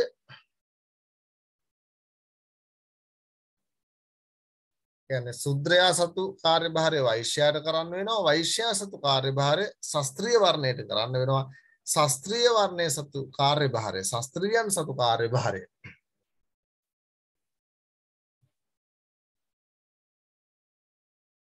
බමුණන්ට සිද්ධ කරන්න වෙනවා. ඒතකොට කවදාවත් බමුණන් සතු කාර්යභාරය කාටවත් කරන්න පුළුවන් කමක් නැහැ. ඉතින් මෙන්න මේක තමයි අපිට ආපත් ධර්මයේ විශේෂත්වයේ විදිහට සඳහන් කරන්න පුළුවන් වෙන්නේ.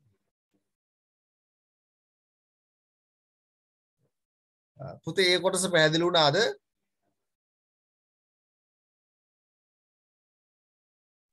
ඔව් සර්.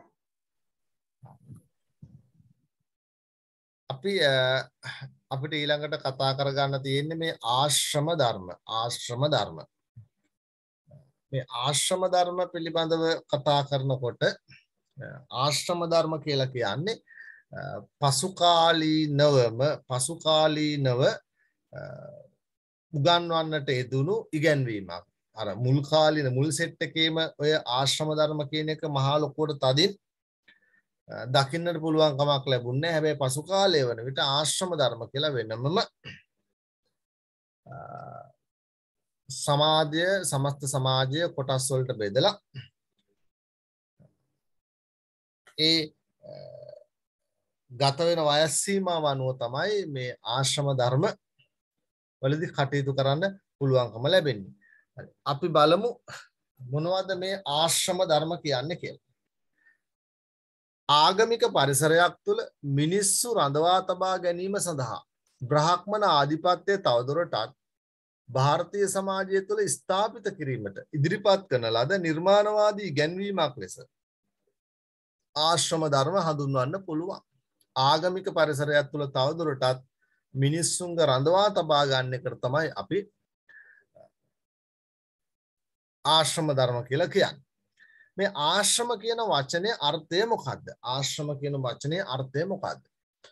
ආශ්‍රම කියන වචනේ අර්ථ කිහිපයක් තියෙනවා. එකක් තමයි උත්සාහ ගැනීම. උත්සාහ ගැනීමටත් ආශ්‍රම කියලා කියනවා. කවුරු හරි යමක් දිරිමත් කරනවා නම් අන්නේ දිරිමත් කරන තැනටත් ආශ්‍රම කියලා වචනේ දෙනවා. ඒ වගේම මෙන්න මේ ආකාරයට විවිධ අරුත් තියෙන වචනයක් විදිහට තමයි අපි මේ ආශ්‍රම කියන වචනය අවබෝධ කරගන්නේ.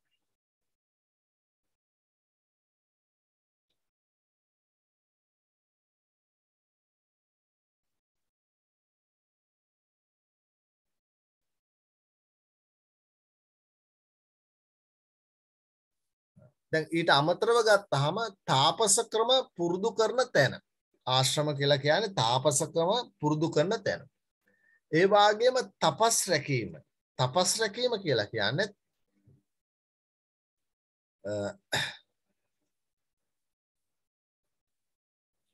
ආශ්‍රම ධර්මයන්ට.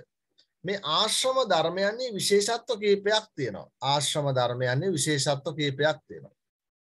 පළවෙනි විශේෂත්වය තමයි පුතේ ආශ්‍රම ධර්ම වල තියෙන මේ ආශ්‍රම ධර්ම පනවලා තියෙන්නේ මේ පුරුෂ පාර්ශවයට විතරයි. පුරුෂ පාර්ශවයට විතරයි ඒ පනවන ලද නීති ධර්මයේ අන්තර්ගත වෙන්නේ. උපතේ ඉඳලා මරණය දක්වා පුද්ගල ජීවිතය කාලපරාස 4කට බෙදලා ඒ ආශ්‍රමයට අනුව පිළිපැදිය යුතු ආගමික සංස්කාර පද්ධතියක් ඉදිරිපත් කරලා තියෙනවා. උපතේ ඉඳලා මරණය දක්වා පුද්ගල ජීවිතය කාලපරාස 4කට බෙදෙනවා පුතේ. එහෙම කාලපරාස 4කට බෙදලා ඒ ආශ්‍රමයන්ට බැහැරව කටයුතු කරන්න කිසි කෙනෙකුට හැකියාවක් නැහැ. ආශ්‍රම ධර්ම ඉගැන්වීම අනෙක් ඉගැන්වීම් වලට වඩා පසුකාලීනව ආරම්භ වූ ආයයි සැලකේ. ඉතින් සමස්තයක් විදිහට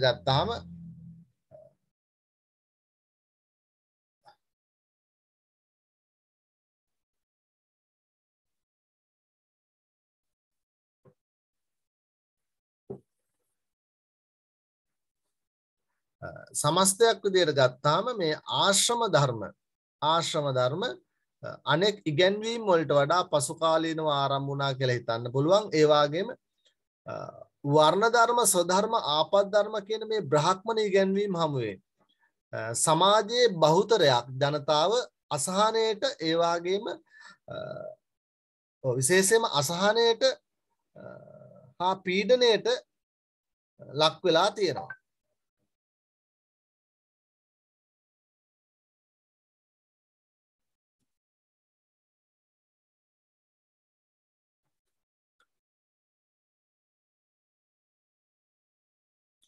වර්ණ ධර්ම ස්වධර්ම ආපත් ධර්ම යන බ්‍රහ්මණ ඉගැන්වීම් හමුවේ සමාජයේ බහුතරයක් වූ ජනතාව මහත් අසහනයට සහ පීඩාවට ලක් වුණා. මෙම ඉගැන්වීම් වලින් වරප්‍රසාද ලැබුවේ සුළුතරයක් වූ බ්‍රහ්මණ වර්ණයේ පමණක් වේ. ඒතර මේකෙන් ඇත්තටම මේකේ වරප්‍රසාද ලැබුවේ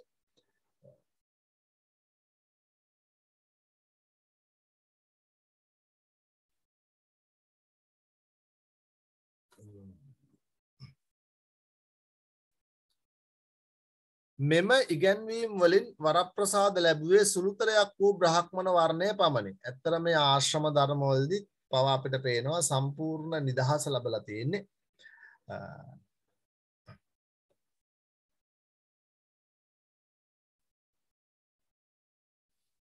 සම්පූර්ණයෙන්ම ඒ වරප්‍රසාද ටික ලැබලා තියෙන බ්‍රහ්මණ වර්ණය කල්ගත වෙත්ම මෙම ක්‍රමවේදයේ විශේෂයි කලකිරුණු පිරිස් පවත්නා පරිසරයෙන් බැහැරව විමුක්තිය පිණිස වෙනත් මාර්ග සෙවීමට උත්සුක වුණා. කාලාන්තරයක් යනකොට මේ ක්‍රමවේදයෙන් අයින් වෙච්ච මිනිස්සු පරිසරයෙන් අයින් වෙච්ච මිනිස්සු විමුක්තිය පිණිස වෙනත් මාර්ග හොයන්න උත්සාහ ගත්තා. ඒ වෙනත් මාර්ග සොයා ගැනීමේ ප්‍රතිඵලයක් විදිහට තමයි ශ්‍රමණ සම්ප්‍රදායේ ආරම්භය සහ ඒ ශ්‍රමණ සම්ප්‍රදායේ ආරම්භය සිද්ධ වෙලා තියෙන්නේ මේ ආකාරයට.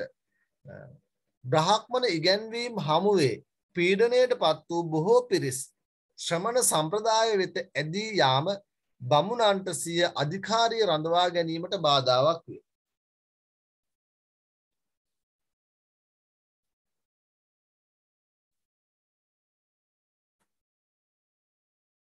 එතකොට පුතේ ශ්‍රමණ සම්ප්‍රදාය ආරම්භ වෙනවා. එතකොට ශ්‍රමණ සම්ප්‍රදාය ආරම්භ වුණාට පස්සේ මේ බ්‍රහ්මණ ඉගැන්වීම් හමුවේ ඒ පීඩණයට පත් වෙලා ඉඳපු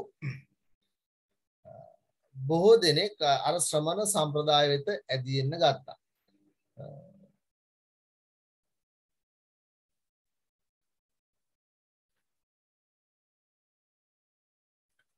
ඒ ආකාරයට බැලුවාම පුතේ ආශ්‍රම ධර්ම හතරක් දකින්නට පුළුවන්කම ලැබෙනවා. ලැබෙන ආශ්‍රම ධර්ම හතර තමයි බ්‍රහ්මචාරී ආශ්‍රමය, ගෘහස්ත ආශ්‍රමය, වානප්‍රස්ත ආශ්‍රමය සහ සන්න්‍යාසී ආශ්‍රමය. බ්‍රහ්මචාරී ආශ්‍රමය, ගෘහස්ත ආශ්‍රමය, වානප්‍රස්ත ආශ්‍රමය, සන්න්‍යාසී ආශ්‍රමය. ඒතර මෙන්න මේ ආශ්‍රමයන්හි විශේෂත්වය මොන වගේද? ඒ ආශ්‍රමයන්හි කටයුතු කරන්නේ කොයි ආකාරයෙන්ද? සාය ආශ්‍රමයන්හි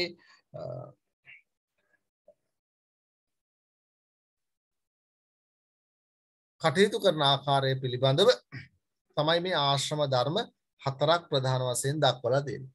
ආශ්‍රම ධර්ම හතරක් තියෙනවා පුතේ. බ්‍රහ්මචාරී ආශ්‍රමයයි, ගෘහස්ත ආශ්‍රමයයි, වානප්‍රස්ත ආශ්‍රමයයි, සන්න්‍යාසී ආශ්‍රමයයි. ආශ්‍රම ධර්ම හතරකින් යුක්තයි. එනම් පුතේ මේ ආශ්‍රම ධර්ම හතර පිළිබඳවත් ඒ වගේම ඒ ආශ්‍රම ධර්ම හතරේ ක්‍රියාකාරීත්වය කොයි ආකාරයෙන්ද සිද්ධ වෙන්නේ කියන එක අපි ඊළඟ දවසේ කතා කරන්න බලාපොරොත්තු වෙනවා. ඊළඟ දවසේ කතා කරන්න බලාපොරොත්තු වෙනවා මේ ආශ්‍රම ධර්ම වල ක්‍රියාකාරීත්වය කොයි ආකාරයෙන්ද වෙන්නේ කියලා. එහෙනම් මම විශ්වාස කරනවා අපි අදට ආරම්භයක් විදිහට අපි අද වර්ණ ධර්ම සාකච්ඡා කළා, ස්වධර්ම සාකච්ඡා කළා, ආපත් ධර්ම සාකච්ඡා කළා. අපි ආශ්‍රම ධර්ම වලත් ආරම්භයක් අපි ගත්තා. එහෙනම් පුතේ අපි ඊළඟ දවසේ අපි සූදානම් වෙනවා. අපි ඊළඟ දවසේදී මේ ආශ්‍රම ධර්ම හතර අපි අධ්‍යයනය කරමු. එහෙනම් පුතේ අපි අදට පන්තිය නතර කරන්න බලාපොරොත්තු වෙනවා. අද මේ කතා කරපු ටික පැහැදිලි නේද පුතේ?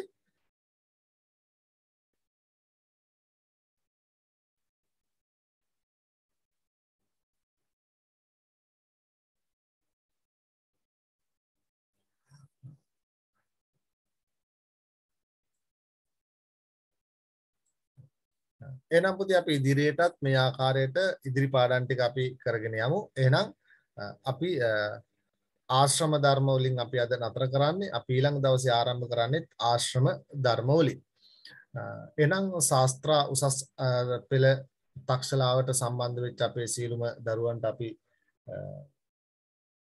ස්තුතිය පළ කරන අතරවාරයේදී මම නැවතත් මතක් කිරීම කරන්නම් මේ පන්ති ඊළඟ සතියේ සිට පන්තියට ඇතුළත් කරගනු ලබන්නේ ඒ පන්ති ගාස්තු නියමිත පරිදි ඒ ගෙවන සිසුන් බව අපිට පාලනය අපේ තක්සලාවේ පාලන මණ්ඩලය අපිව දැනුවත් කරලා තියෙනවා. ඒ නිසා ඒ පිළිබඳව දැනුවත් වෙලා ගෙවීම් කටයුතු සිදු කරලා නැත්නම් ගෙවීම් කටයුතු කරලා ඊළඟ දවසේ අපිත් එක්ක එහෙනම් සම්බන්ධ වෙන්න. එහෙනම් පුතේ අපි අදට එහෙනම් පාඩම අවසන් කරනවා. එහෙනම් සියලුම දෙනාට තෙරුවන් සරණයි. ආයුබෝවන්. සියලු දෙනාම පරිස්සමෙන් ඉන්න. අපි ඊළඟ දවසේ හම්බ වෙමු.